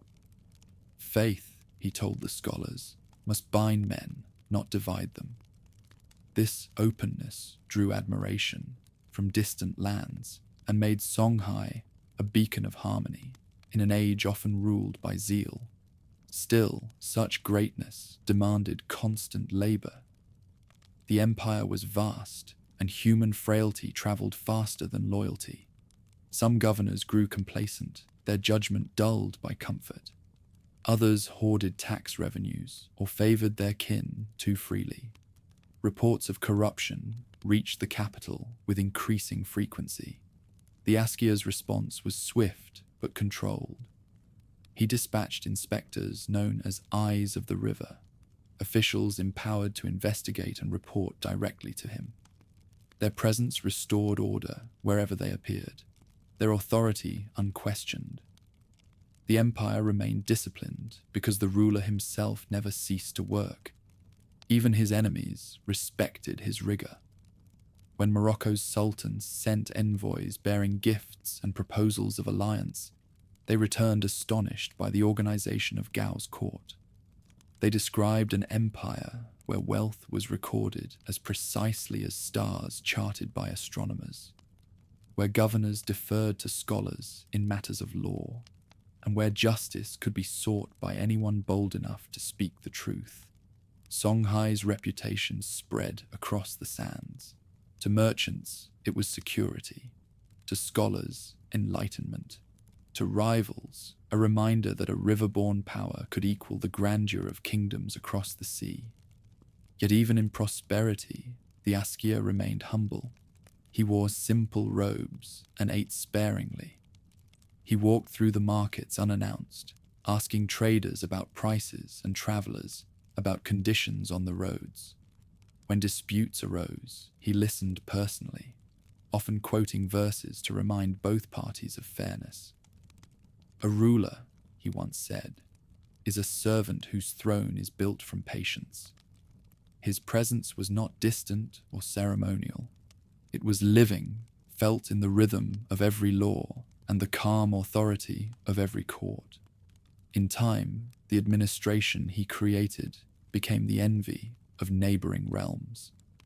Each province had its own hierarchy: a governor, a judge, a treasurer, and a military captain, all bound by overlapping duties that prevented tyranny. Tribute flowed to the capital in equal measure from salt and grain, gold and faith. Gao became not only the empire's seat of power, but also its symbol of balance, a place where strength and knowledge shared the same roof. The city's skyline changed again. New granaries, new mosques, warehouses built along the docks to handle the endless traffic of goods. At night, the reflection of its lights on the water looked like stars fallen from the sky. The Askia's legacy deepened most profoundly in learning. He encouraged the scholars of Timbuktu to record not just theology, but the chronicles of their own time. From these efforts emerged histories that still bear witness to his age: accounts of conquests, laws, and the lives of ordinary people. The ruler knew that an empire's endurance lay in memory. "Stone may crumble," he said, "but words endure the flood." He funded scriptoria, built schools for boys of every province, and rewarded teachers as he did generals. The children of traders and farmers grew literate. Their pens replaced the spears their fathers had carried under Sunni Ali. For nearly 3 decades, his reign carried the calm rhythm of the river at high season. Strong, measured, generous. The Niger became not only a road of commerce, but a mirror of the empire's unity. Boats laden with salt passed those heavy with grain, each paying fair duty, each sailing under banners that bore the symbol of the crescent, and the wave travelers from distant lands marveled that they could move from Timbuktu to Gao without fear, guarded by patrols whose discipline reflected the ruler's own. But no peace endures without strain. As age touched the Askia's beard with silver, questions arose about succession. His sons, many in number, ambitious and proud, began to circle the throne like hawks riding warmare. The ruler, still sharp in mind but wearied by years of vigilance, saw their rivalries unfold with quiet sadness. He had built his empire on law, yet law could not contain blood's ambition. To prevent open conflict, he named his eldest heir a parent. But envy does not respect decrees. In hidden corners of the palace, alliances formed, and loyalties shifted like sand under the flood. Even so, his authority remained unchallenged while he lived. The governors obeyed his word, the scholars revered his wisdom, and the soldiers still looked to him as the man who had brought order from chaos. He could sense, however, that the unity he had forged would need more than decrees to endure. In his final years, he gathered his scribes and commanded them to record not his victories, but his principles: fairness in judgment, moderation in taxation, honesty in governance, mercy in punishment. "These are the pillars," he said, "and the river itself shall be our witness." When illness came, it came slowly, like twilight stretching across the plains. He continued to hold counsel from his chamber, dictating letters between bouts of fever. Each dawn, he asked to be carried to the terrace overlooking the Niger. There he would sit in silence, watching the boats glide past, their sails catching the same wind that had guided him through life. On the day he died, the city did not wail or tear its garments. The people gathered by the riverbanks in quiet reverence, the water moving gently at their feet in the mosques. Scholars recited prayers for a ruler who had turned empire into order and power into faith. The sun lowered behind the hills, and the reflection of its light on the Niger shimmered like gold scattered upon the surface. Under his reign, Songhai had reached its greatest harmony, an empire bound by law, guided by learning, and blessed by prosperity. The river that had seen centuries of turmoil now carried the calm of accomplishment. But just as every flood must one day recede, peace too carries within it the seed of its own change. The empire stood vast, its cities radiant, its people proud. Yet somewhere beyond the western dunes, ambition was already stirring, and the tranquil water that had mirrored the Askia's golden age was beginning to sense the coming storm. Morning broke slowly over the river, pale light spreading like silk across the water's surface.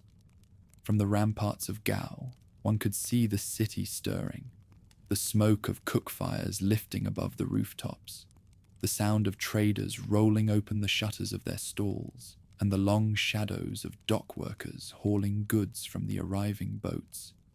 The empire that Askia Muhammad had built now stretched farther than the eye could see.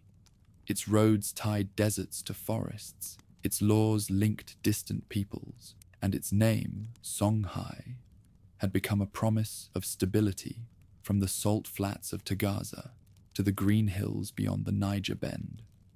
The capital gleamed with the confidence of a civilization at its height. Walls of red earth rose high and smooth, their gates guarded by riders in embroidered tunics. The markets sprawled outward from the city centre, each district marked by scent and sound. The spice quarter alive with the aroma of pepper and ginger, the potter's row echoing with the steady rhythm of mallets striking clay, and the harbour thick with the calls of merchants bargaining over fish, ivory, or indigo cloth. Gold dust glimmered like pollen in the sunlight. The Niger's surface shone beneath the constant passage of boats, some carrying trade, others carrying letters and decrees that held the empire together.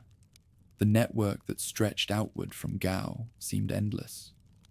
To the west lay Timbuktu, the city of intellect and illumination, where scholars debated in courtyards shaded by woven mats, their words preserved by scribes hunched over parchment.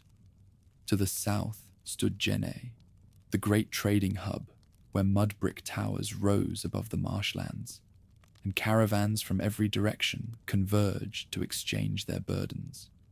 And between them, along every bend of the river, stood towns and fortresses, each a fragment of a single body, all pulsing in time with the capital's heartbeat.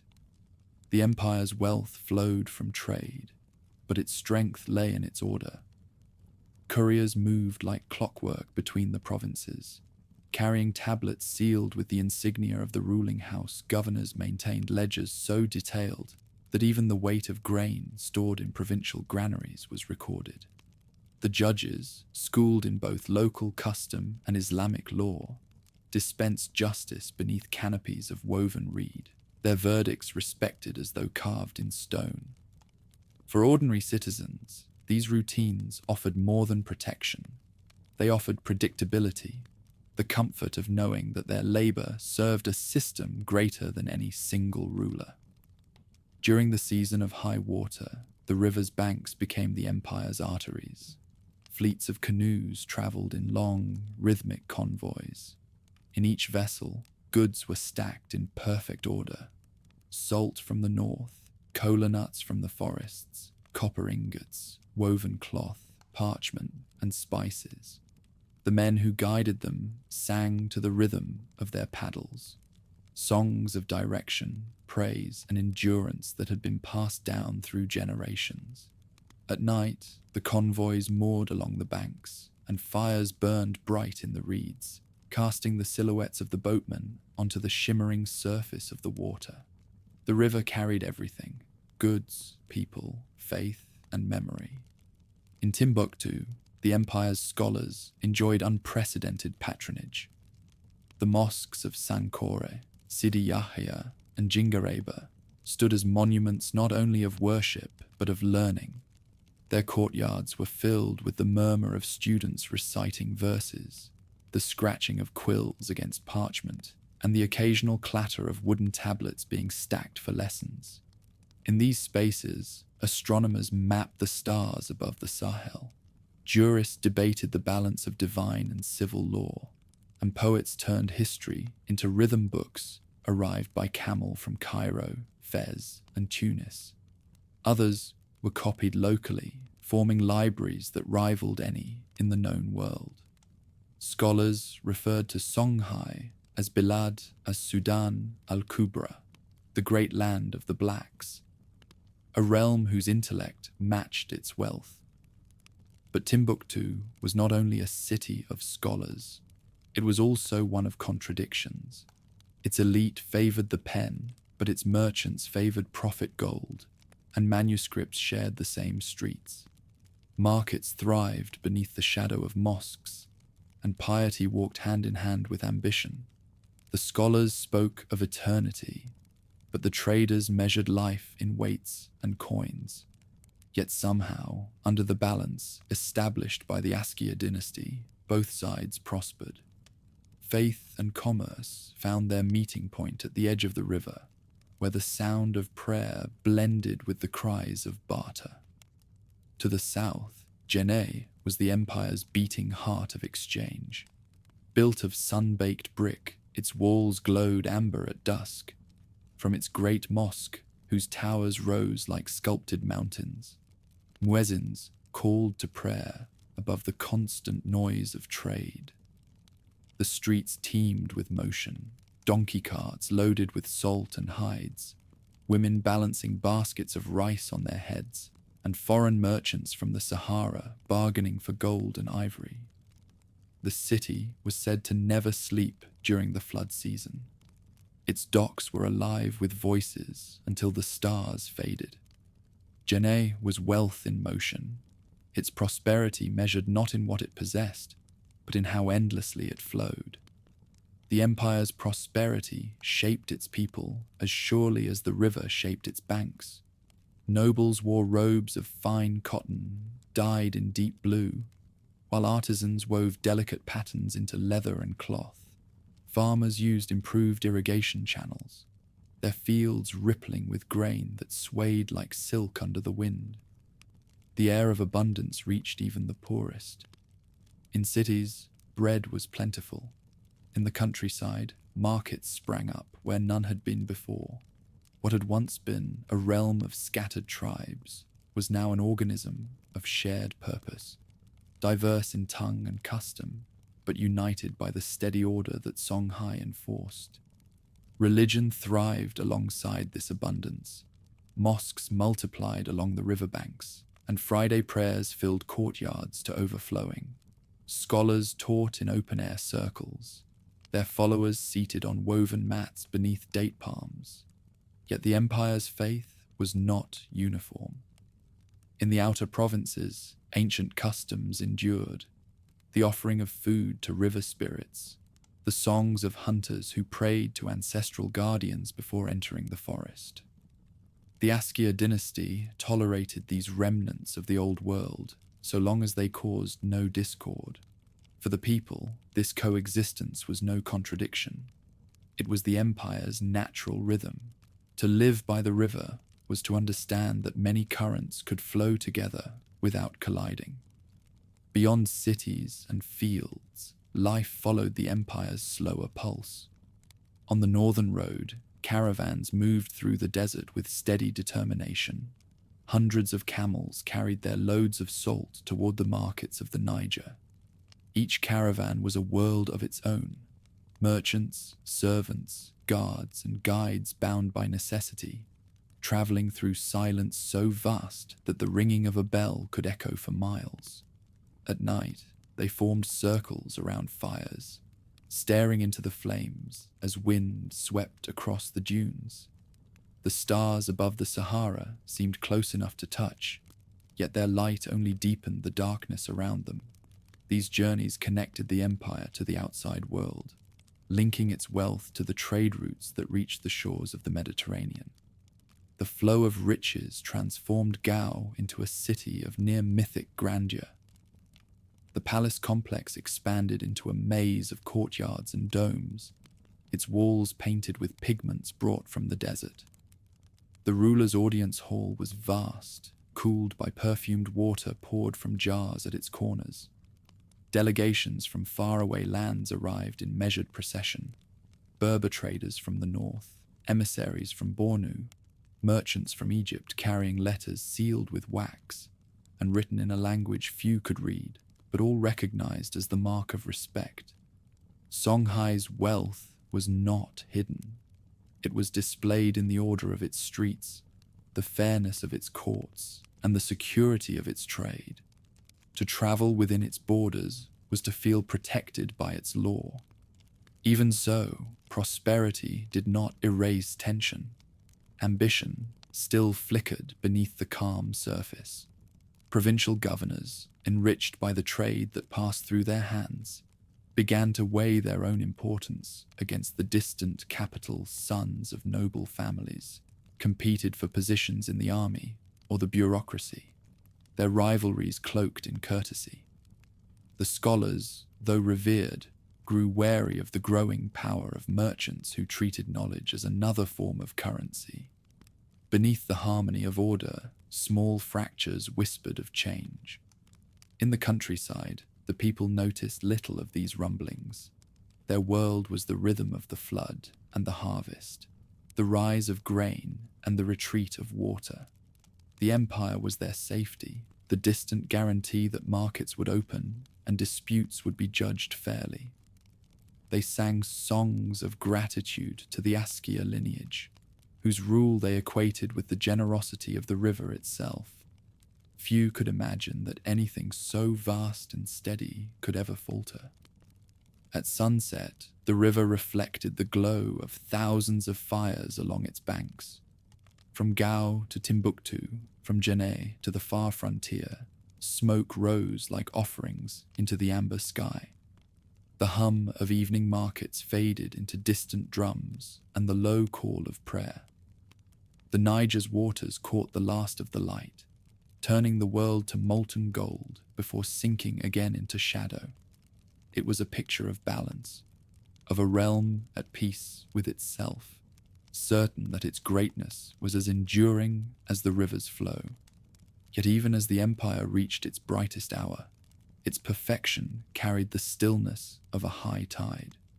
Beneath the glittering surface, unseen currents had begun to stir, faint but persistent, pulling quietly toward the depths where every power, no matter how great, must one day confront its own reflection. The rains came late that year.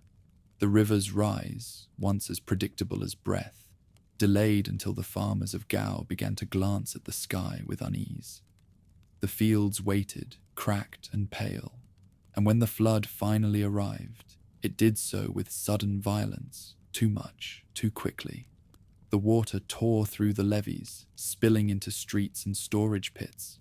Boats broke loose from their moorings, and sacks of grain soaked until they split open, releasing a smell of sour rot. The city endured, but when the river receded, the people whispered that something in the balance of the world had shifted. The empire still glittered.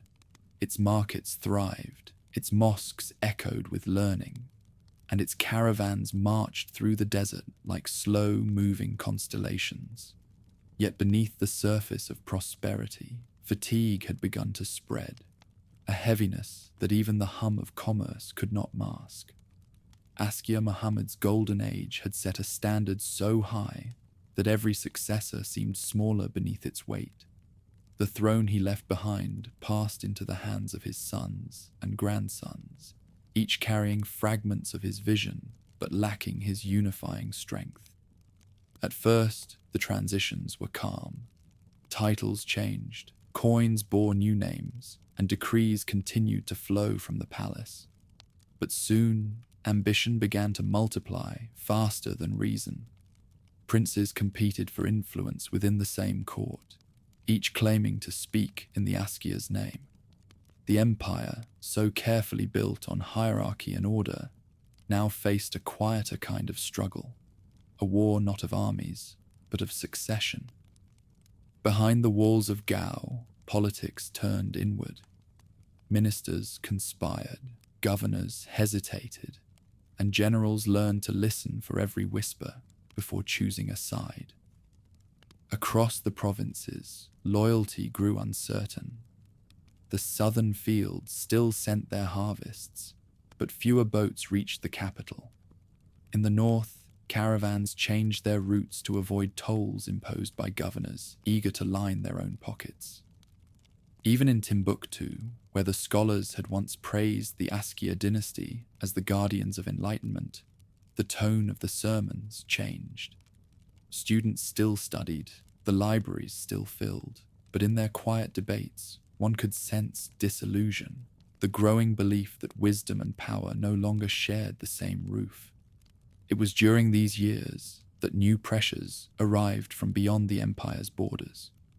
To the north, Berber confederations, newly strengthened by their trade with the Mediterranean, began pushing farther south into the desert routes. Their caravans came armed, not just with goods, but with news of weapons that spat fire and smoke, carried by foreign merchants who spoke strange tongues. To the west, envoys from Morocco spoke of friendship, but asked too many questions about gold and salt. Even the kings of Bornu to the east began probing Songhai's frontier, sending scouts where once they had sent tribute. Inside the court, disputes multiplied. One ruler was overthrown by his brother.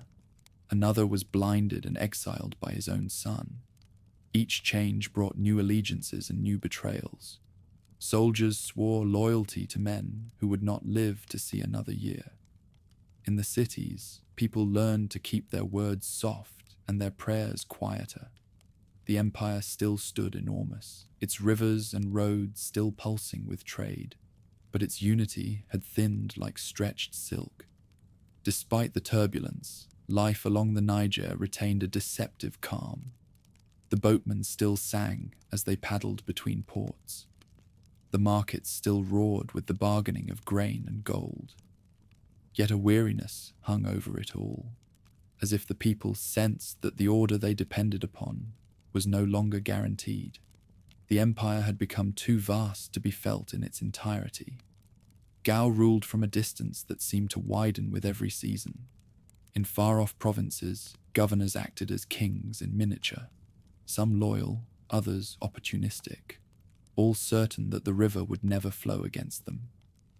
When envoys arrived from Timbuktu carrying grievances against provincial taxes, the court debated for months without resolution. The laws that once made Songhai admired now slowed it down, tangled by endless interpretation. Corruption crept into the corners of administration. What had once been measured justice now required bribes to move. The Askia's ideal of governance, fair, exact, moral, had survived in name, but not in practice. The empire was still vast, but its foundation had softened, like clay left too long in the rain. The scholars of Timbuktu noticed before anyone else. Their letters to the capital grew more urgent, describing unpaid salaries, unsafe caravan roads, and the growing arrogance of governors who acted without permission. Few replies came. In Gao, the royal scribes were too busy recording decrees that no one would enforce. Meanwhile, the trade that had been Songhai's lifeblood began to change course. New markets opened on the Atlantic coast, where foreign ships offered goods beyond imagination. The desert caravans dwindled, and the flow of salt and gold that had once made the empire's name began to trickle away, like water through cracked earth. By the middle of the 16th century, the Askia line had splintered into rival branches. Each claimed divine favor, each gathered allies, and each saw in the throne not a duty, but a prize. Civil war flickered and died, flickered again and then spread. Villages pledged to one claimant in the morning and another by nightfall. Soldiers fought without knowing whose banner they carried. For the first time in memory, the empire's enemies needed only to wait. The Songhai were undoing themselves. The people of Gao, still proud, still believing their city eternal, tried to live as if nothing had changed. The markets stayed open, the mosques filled for prayer, and the docks bustled with trade. Yet at night, men whispered of omens, of sudden fires in the grain stores, of caravans disappearing in the dunes, of the river running unusually high under a red moon. The stories carried a sense of foreboding, as though the Niger itself, which had mirrored the empire's rise, now watched its decline with indifferent calm. Out on the empire's borders, the cracks became canyons.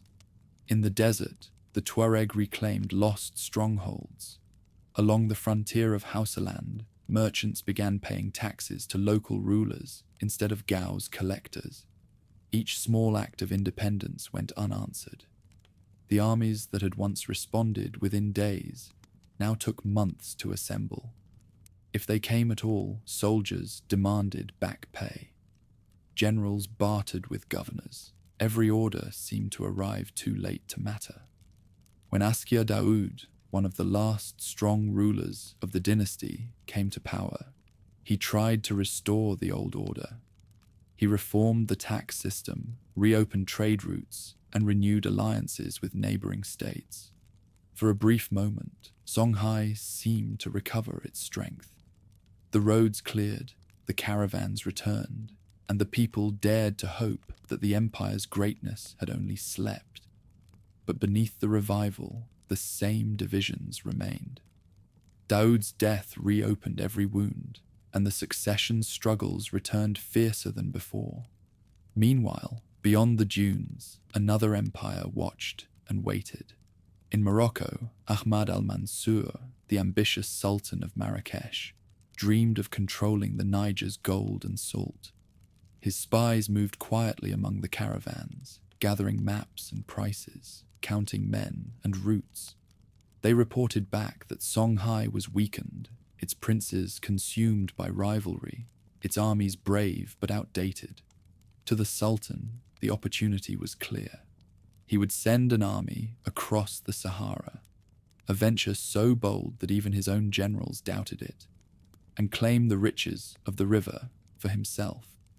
None of this yet reached Gao's streets in open rumor, but something of the coming storm hung in the air. The merchants felt it in the uncertainty of trade, the scholars in the growing silence of their libraries, the soldiers in the uneasy quiet of their barracks. The empire's surface remained grand, gilded by memory and pride, but its foundations trembled under the weight of complacency and exhaustion. On the terrace of the old palace, where Askia Muhammad had once dictated decrees at dawn, the wind carried a faint smell of dust from the north. It was the same wind that had guided the caravans for centuries, the same that whispered across the dunes toward Morocco. To those who paid attention, it brought a warning. The river, patient and eternal, would soon witness a reckoning. Songhai's brilliance had reached its edge. As night fell over the city, the towers of Gao gleamed faintly in the moonlight. The river moved with its ancient calm, reflecting the stars that had watched empires rise and vanish before on its banks. The people still spoke proudly of their empire's glory, certain that the Niger's favor would never fade. But deep within the water's quiet flow, the current had already turned, carrying with it the first murmurs of the approaching storm. The first cool winds after the harvest brought a brittle calm to Gao, but it was the kind of peace that exists only before a storm. The empire stretched farther than any horizon, yet its unity now rested on fragile memory rather than strength. Askia Muhammad's sons had become kings without the weight of his wisdom, heirs to order they no longer understood. From the palace's high terrace, one could still look down upon a city of dazzling prosperity, its granaries full, its streets bright with trade, its river alive with boats. But beneath that calm, the empire was hollowing. When the great Askia's voice fell silent, he left behind a dynasty of ambition. His eldest son took the throne with prayers and promises, calling himself Askia Musa, but his reign began in blood. He saw threats everywhere, in his brothers, his cousins, even his mother's household, and each whisper of conspiracy was answered with a sword. Captains who had marched beside his father vanished overnight. Judges who counseled restraint were dismissed or imprisoned. The army obeyed, but uneasily. In the mosques, scholars whispered that fear had replaced faith as the empire's law. His tyranny burned hot and brief. Within 3 years, the same soldiers who had once praised his name mutinied. They seized him at night, blinded him to prevent his return, and placed another brother upon the throne. It was the first time a ruler of Songhai had fallen to his own men. The empire that had seemed eternal began to feel mortal. From that moment, succession became a wound that would not close. One Askia followed another: Ismail, Ishak I, Ishak II, each claiming divine right, each weakening the structure they sought to command. Some were pious but indecisive, others ambitious but unwise. Ministers learned to survive by silence. Generals learned to wait for fortune to shift. In Gao, the court turned inward, its halls filled with whispers instead of decrees. Decisions that once flowed swiftly downriver now stalled in debate. Governors began ruling as they pleased, and the provinces, sensing the loss of the empire's heartbeat, grew restless. Timbuktu was the first to change. Its scholars still debated, its students still recited, but the harmony between intellect and authority had broken. The scholars grew weary of courtly turbulence and began writing of decline. The erosion of discipline, the loss of the moral center that Askia Muhammad had once embodied. Their letters to the capital became laments disguised as advice. The river has lost its channel.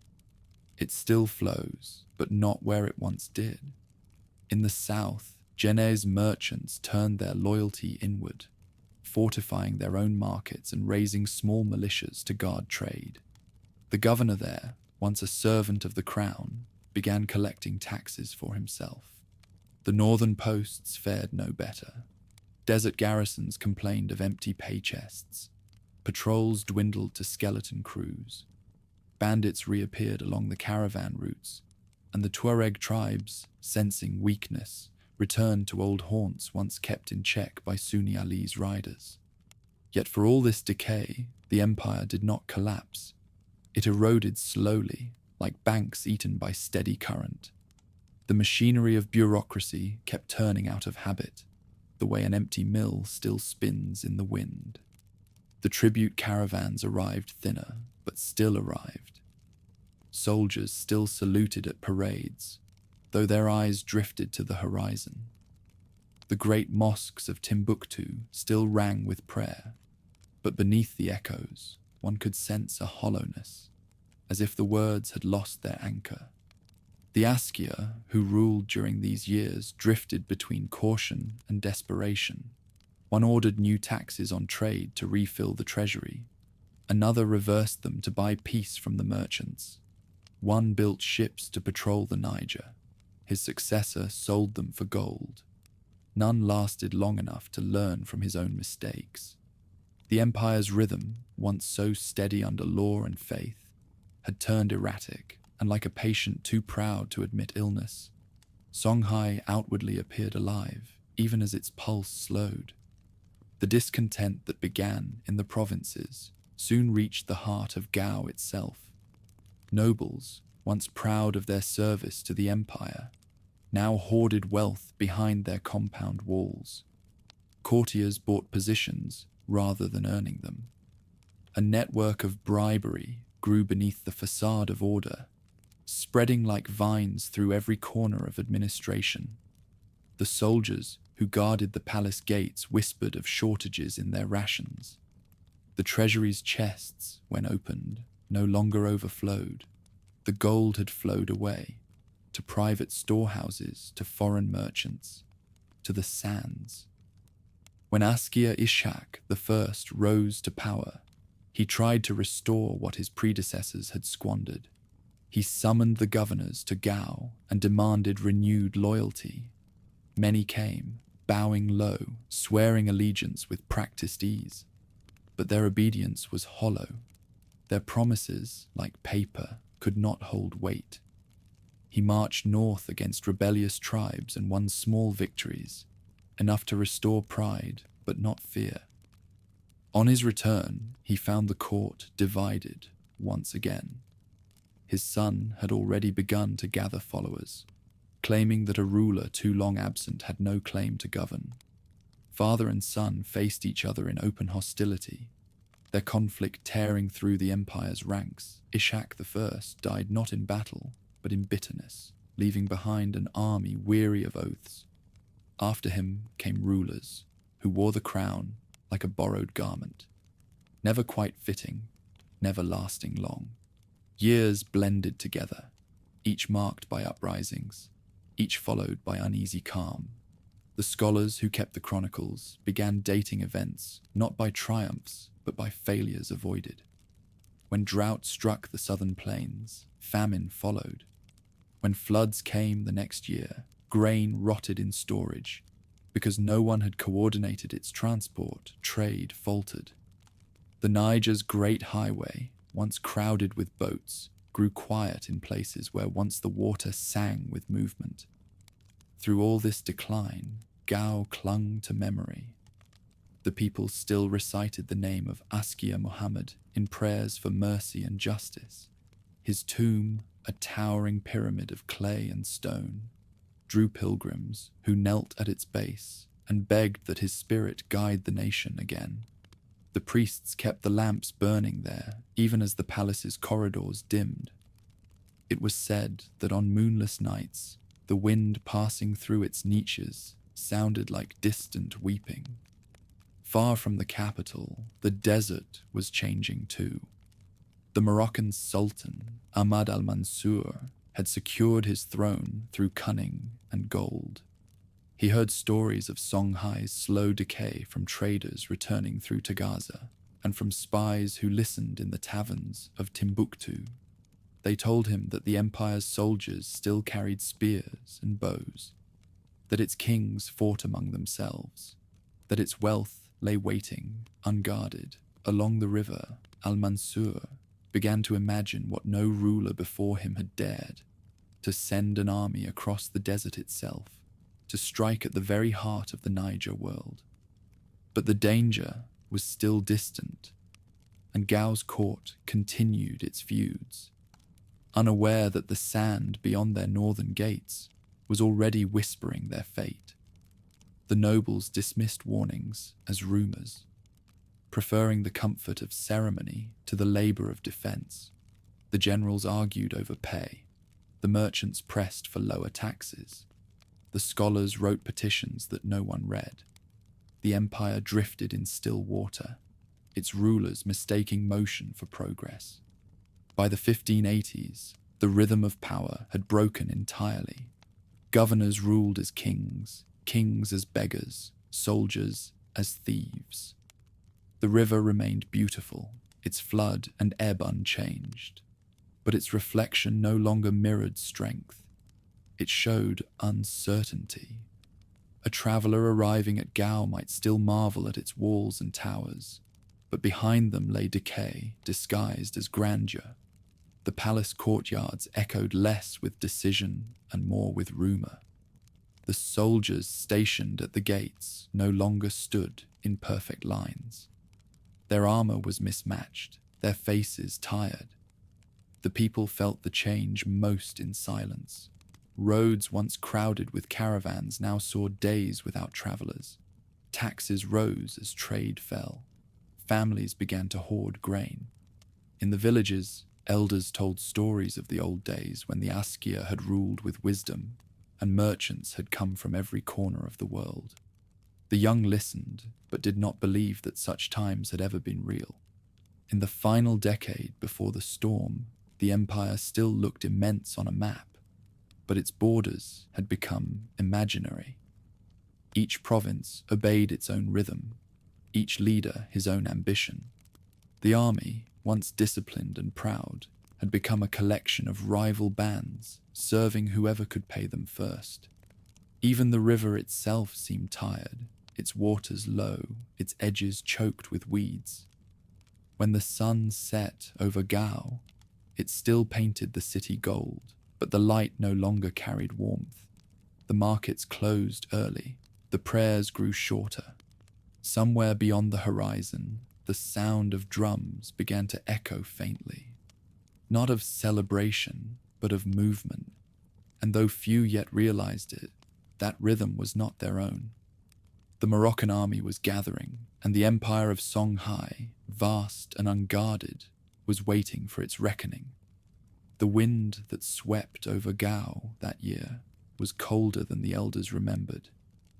It carried sand from the northern wastes, fine as dust, settling over the streets until rooftops took on a faint golden hue. The river still flowed, but it seemed smaller, quieter, as though wary of what approached. To the merchants, it was only a change of season. To the scholars, an omen. They had begun to sense that the world beyond the horizon was moving in ways the empire no longer could. In the north, the desert shimmered under the relentless sun. Beyond the dunes, in the palaces of Marrakesh, Sultan Ahmad al-Mansur studied maps that stretched farther south than any of his predecessors had dared to imagine. His advisors spoke of the gold of Songhai, of the salt mines of Tagaza, of the trade that enriched Gao and Timbuktu while leaving Morocco's coffers hungry for more. They reminded him that the Ottoman sultans to the east had begun to eye his territory, and that a show of strength could secure both his throne and his name. The plan took root slowly but firmly, to send a gunpowder army across the Sahara and claim the riches of the Niger Valley. The generals objected. The desert, they warned, devoured armies. Water was scarce, the distance immense. But al-Mansur silenced them with a single question. Has any king before me ever ruled from the sea to the river? Pride outweighed caution. Orders went out to raise an expedition unlike any seen before. An army of musketeers and cannons, small in number but armed with weapons that thundered louder than any cry of war command was given to Judah Pasha, a Spaniard by birth and a Muslim by service, known for his discipline and his merciless efficiency. In the months that followed, black powder was packed into barrels, cannons were mounted on sleds built to cross the sand, and slaves, thousands of them, were gathered to haul supplies. When winter came, the invasion began. The army marched out from Marrakesh under banners red as blood, its ranks gleaming with steel and its camels laden with water skins. The dunes swallowed them within days, leaving behind only silence and the echo of their drums. The journey was torture. For weeks they moved through emptiness, where heat split the horizon and the wind scoured flesh from bone. Men collapsed beside their beasts and were buried where they fell. Wells ran dry, maps proved false, yet Judah pressed onward. We march toward a river, he told his soldiers, and he who reaches it will never thirst again. Against all expectation, they did. After months of suffering, the army emerged from the desert into the greener lands beyond Tagaza. Before them stretched the plains of the Niger, the heart of the Songhai Empire, rich and unsuspecting. While this army advanced, Gao remained blind to its danger. The royal court had descended into another struggle for succession. Askia Ishak II, one of many who claimed the right to rule, had seized the throne through intrigue and violence. He was shrewd but insecure, more politician than general. Reports of a Moroccan invasion reached him, but he dismissed them as rumor. No man crosses the desert and lives, he said, echoing words once spoken in confidence by his father. The council agreed, eager for reassurance. The empire had seen rebellions, droughts, and raids before. It had survived them all. Why should this be different? Only a few understood the magnitude of what was coming. Among them was a general named Mahmudu, who had once commanded the northern garrisons. He warned that the Moroccans would bring new weapons, thunderous arms that killed from afar. Ishak II scoffed. "We have the river, the horses, and the hearts of men," he said. "The desert will break them before we ever need to fight." The general bowed and said nothing more, though he quietly began mustering what forces he could. By the time Judah Pasha's army reached the banks of the Niger, exhaustion had hollowed his men, but not their resolve. They carried fewer supplies now, fewer camels, fewer lives, but they carried gunpowder. Scouts reported the Songhai armies, gathering to the south, tens of thousands strong. The invaders numbered barely 4,000. Yet Judah was calm. "Numbers are dust before the wind," he told his captains. "We are the storm." The clash came near the village of Tondabi, a few days' march from Gao. The Songhai army, immense and dazzling, stretched across the plain like a moving sea riders. In armor glinted under the morning light. The banners of the Askia fluttered above them, marked with crescents of gold.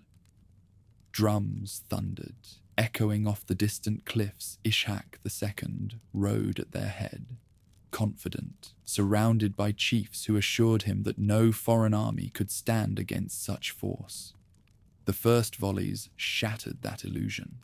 When the Moroccan musketeers fired, the sound ripped through the air like thunder. Men and horses fell in tangled heaps, the smoke rising in thick clouds that turned day into shadow. Songhai's cavalry charged, brave but blind in the haze, only to be met by a wall of fire. Arrows rattled harmlessly against armor forged in Europe. Spears broke against cannon carriages. Each advance ended in ruin. The ground trembled with each blast, the river's calm broken by the screams of men who had never heard such sound before. By midday, the battlefield had turned to chaos. The Songhai formations, accustomed to swift assaults and hand-to-hand combat, faltered under the invisible reach of gunfire. Commanders shouted orders, lost in the smoke. Horses reared and scattered. When Judah ordered his cannons forward, the plain erupted in final devastation. The Songhai army broke. Panic spread like wildfire. Ishak II fled across the river with what remained of his guard, leaving behind a field of corpses and the shattered pride of a civilization that had forgotten how to fear. In the aftermath, Gao fell without a fight. The Moroccan soldiers entered the city cautiously, expecting resistance, but found only silence. The markets were deserted, the palace abandoned. Those who remained watched from doorways as the red banners of Marrakesh rose above their walls. Timbuktu and Gao followed soon after, surrendering in disbelief. For centuries, the river had been the spine of empire. Now it carried foreign ships flying strange colors, their decks heavy with muskets and plunder. But conquest proved easier than rule.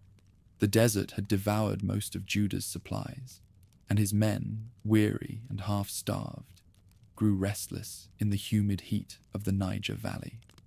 The Moroccan officers quarreled among themselves over gold and authority.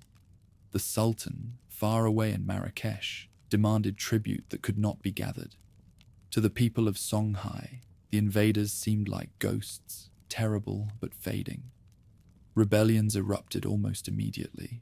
Villages refused to pay taxes. Bands of soldiers melted into the marshes, reforming under surviving Songhai nobles.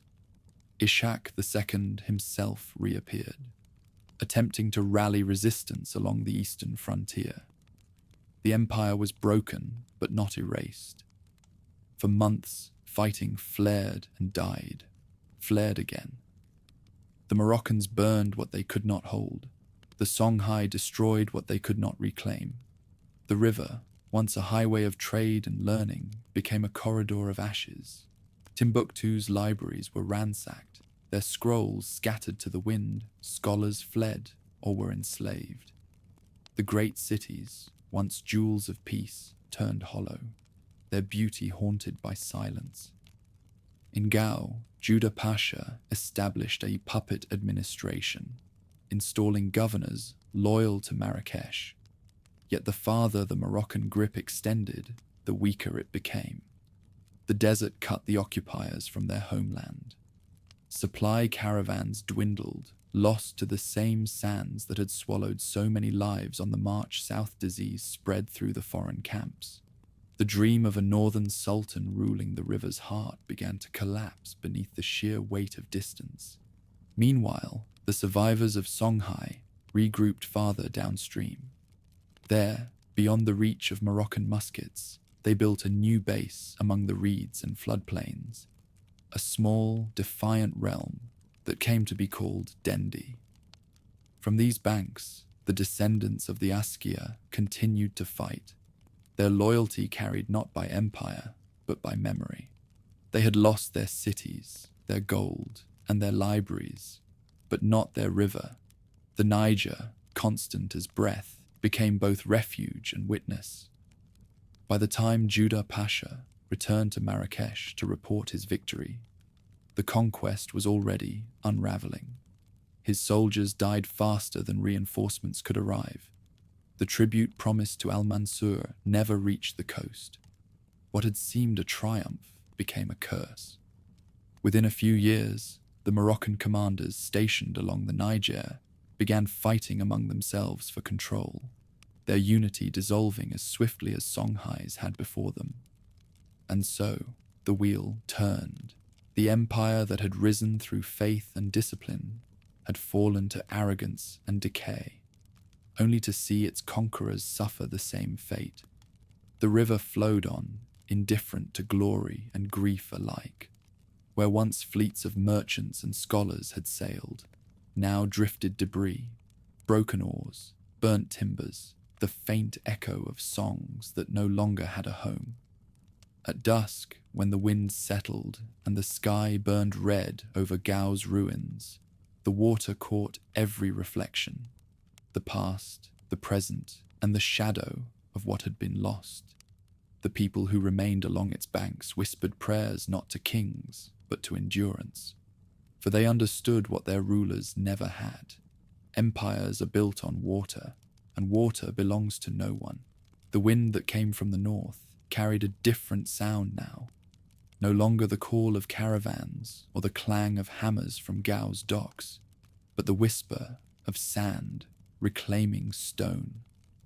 Once, the riverbanks had pulsed with the rhythm of trade and the laughter of markets. Now they stood quiet, the air heavy with heat and the echo of things gone. The Moroccan banners that fluttered above Gao's walls were faded and torn. The city, which had once been the heart of the world's largest empire, had become a lonely outpost on a road to nowhere. For a time after the great defeat at Tondibi, the victors tried to rule.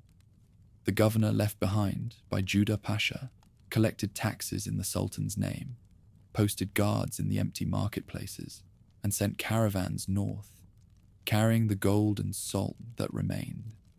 But each year, the desert stretched a little farther south. Each road grew less certain, and each soldier dreamed of the home he had left beyond the dunes. The river, wide and humid and alive with insects, seemed to mock them. It whispered in a language they could not understand. Their discipline withered first, then their supplies. The caravans from Marrakesh that were meant to sustain them arrived half dead, or never arrived at all. The desert that Judah had conquered in his triumphal march now swallowed his reinforcements without a trace. The soldiers stationed at Timbuktu drank from the river and fell ill. those left in Gao muttered about omens and ghosts. The scholars who remained refused to teach under foreign rule. Their voices turned to silence. The conquerors had taken a kingdom, but not its soul. From the marshes downstream came the first sparks of resistance. The surviving princes of the Askia lineage, cousins, nephews, distant descendants, had fled there after the fall. They built camps among the reeds and floodplains, where the land was too soft for horses and the river's channels too intricate for foreign pursuit. The people of the villages welcomed them, offering grain and shelter not out of loyalty to power, but because they shared a memory older than empire. These remnants called their refuge Dendi, and though it was no capital, it became a promise that the Songhai would not vanish as long as the river still flowed. The Dendi warriors struck like echoes in the dark. At night, they crossed the channels in canoes, attacking Moroccan garrisons and disappearing before dawn. They struck from the forests, from the swamps, from the half-forgotten roads that twisted along the river's edge. They carried no banners now, only the sound of drums muffled by distance, the glint of spearheads in the starlight. They fought not for conquest, but for memory. The people along the Niger began to sing again, softly, songs that spoke of return. In Gao, the Moroccan commanders could feel their control slipping away. Their men deserted by the dozen, vanishing into the countryside where no one would name them to their masters. Those who stayed were haunted by fever and by the vast silence that followed every failed expedition against the rebels. They ruled the cities, but nothing between them. Beyond the gates, the empire had already reclaimed itself in spirit, if not in form. The Niger had no master. It belonged to those who understood its moods, and the newcomers never would. When word reached Marrakesh that the Niger province was bleeding gold instead of giving it, Sultan Ahmad al-Mansur sent new commanders south. Each promised glory where the last had failed. They came, they ruled briefly, and they vanished, some into the desert, some into rebellion, some into the river itself. Even Judah Pasha, the conqueror who had broken Songhai's armies, died in disgrace. The Sahara had devoured his triumph as surely as it devoured his supply lines. By the end of the century, the Moroccan garrisons had become little more than warlords, each clinging to a single fortress or city, pretending to rule an empire that no longer existed. But in Dendi, the resistance endured. The Askia, who led it, Askia Nu, son of Ishak II, ruled from a camp that moved with the seasons, its walls made of woven reed and its throne nothing more than a wooden stool set by the fire. His power was small, but his will immense. He refused to call himself exile. He called himself emperor, as his forefathers had. Around him gathered those who had survived, the boatmen, the farmers, the hunters, and the soldiers who had lost everything except their belief that the river itself favored them. The Dendi kingdom became a living ghost of Songhai, fragile but unbroken. For decades, the struggle flickered between the ruins. Timbuktu, once the jewel of learning, became a battleground. One year it bowed to Marrakesh, the next to Dendi, the next to no one at all. Scholars fled to safer towns or north to Fez. Their libraries were sold, burned, or scattered to the wind. The mosques remained, but their silence was heavy with mourning. In Janneh, trade continued under the watch of whatever army held the gates that week. Yet through it all, the river went on carrying boats and memory, carrying silt and rumor, carrying the breath of a civilization that refused to die completely. In Gao, the palace that had once housed emperors fell into slow ruin. Sand drifted through its courtyards. Vines crept up its towers. The tomb of Askia Muhammad still stood, its clay walls glinting in the sun. But even that began to crumble. travelers who passed through in later years said they could hear the wind moaning through its upper windows, like a man praying in grief. The city that had once fed the world now struggled to feed itself. Only the river remained unchanged, looping past the ruins as if indifferent to human ambition. By the early 17th century, the Moroccan occupation had all but collapsed. The governors in Timbuktu and Gao ruled by fear alone, and even that fear faded as their power shrank to the range of their cannons. Beyond the walls, the Dendi forces had grown bolder. They harassed the trade routes, raided supply depots, and captured small garrisons one by one. When Marrakesh sent no reinforcements, the remaining soldiers began to defect. Some took local wives and vanished into the communities they once oppressed. Others joined the resistance outright. By then, it was impossible to tell where Morocco ended and Songhai began. The empire had died, but its people had melted back into the land from which it was born. The chronicles that survive from this era, written by weary scribes in fading ink, speak less of politics than of endurance. They describe the emptiness of the markets, the abandoned mosques overtaken by weeds, and the quiet pride of farmers who still poured libations to the ancestors before sowing their fields.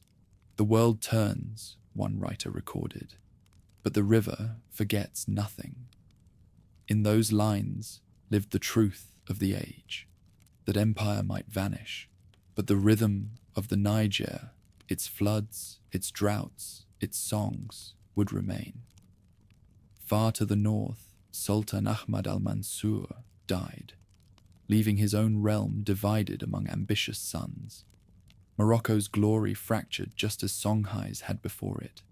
The army that had once marched across the Sahara to claim another world now tore itself apart in its own deserts. The gunpowder that had shattered the cavalry of Tondibi could not defend a throne from greed. Within a few years, Marrakesh no longer sent orders south. The Niger province was forgotten. What had begun as conquest ended as isolation. In Dendi, the resistance had long since transformed into survival. The Askia line persisted, generation after generation, no longer rulers of empire, but guardians of identity. Their power waned, yet their legend grew. Every village along the river claimed a story of descent from the Songhai. A grandmother who had once lived in Gao, a relic said to have belonged to the Askia's army, a song that named the river as witness. Through memory, the empire remained vast even when its lands had shrunk to a single bend in the water. The centuries turned, and the ruins faded into the landscape. The cities became quiet, their outlines softened by time. Gao, Jenne, and Timbuktu endured as names, not as powers, each a fragment of a memory that scholars and storytellers pieced together. From the dust travelers from foreign lands came in later ages, marveling at the remnants of walls, at the old mosques built of earth and light, and wondering how such grandeur could have vanished. They could not see what the river knew, that nothing truly vanished, only changed its form. By then, the Niger had reclaimed its ancient dominion. The reeds grew tall where fleets had once docked. Birds nested in the abandoned towers. Fishermen cast their nets in waters that had once carried armies. The songs of the boatmen still echoed the rhythms of the old tongue. The stories told by their fires no longer spoke of kings or empires, but of balance.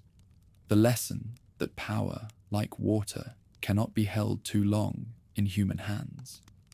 On certain nights, when the moon rose full over the plains, elders would sit by the water and tell their grandchildren how the world had once belonged to a people who listened to the river.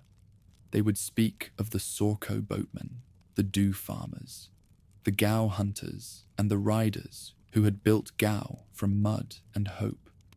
They would tell of Sunni Ali, who had tamed chaos, of Askia Muhammad, who had brought wisdom, and of the long centuries when the Niger had been the empire's spine. The children would listen, wide-eyed, watching the water shimmer as if the past itself still moved beneath its surface. In those stories, the fall of Songhai was never told as tragedy. It was told as return.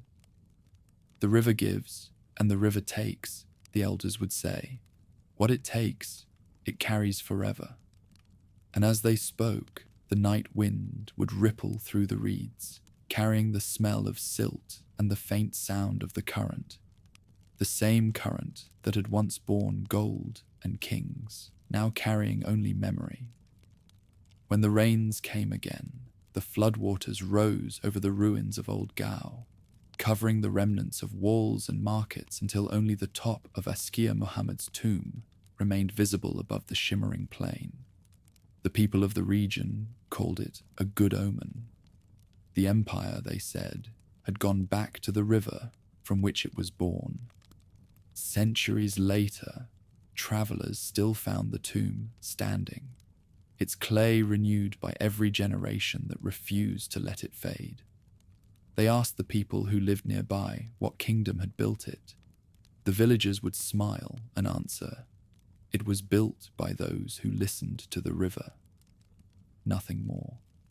The name Songhai had become less a nation than a memory, a proof that greatness leaves its mark not in stone, but in rhythm. And so, the Niger continued its endless passage, winding through the same fertile bends where the Sorco once paddled, where the dew once sowed, where the Gao once hunted. It carried no armies now, only the reflection of clouds and the voices of fishermen calling to one another across the water. The empire was gone, but its pulse remained, moving unseen through the soil, through the songs, through the speech of its descendants. Empires rise like floods, and they fall the same way, brilliant, unstoppable, and always returning to the quiet that waits beneath. The Songhai had mastered the river, but in the end, it was the river that remembered them, keeping their story within its flow. And when the wind moves over the Niger at dusk, stirring the tall grass where cities once stood, it carries the faintest whisper, not of defeat, but of endurance, a murmur that seems to say, we were here, we built, we dreamed, and the river still carries our name.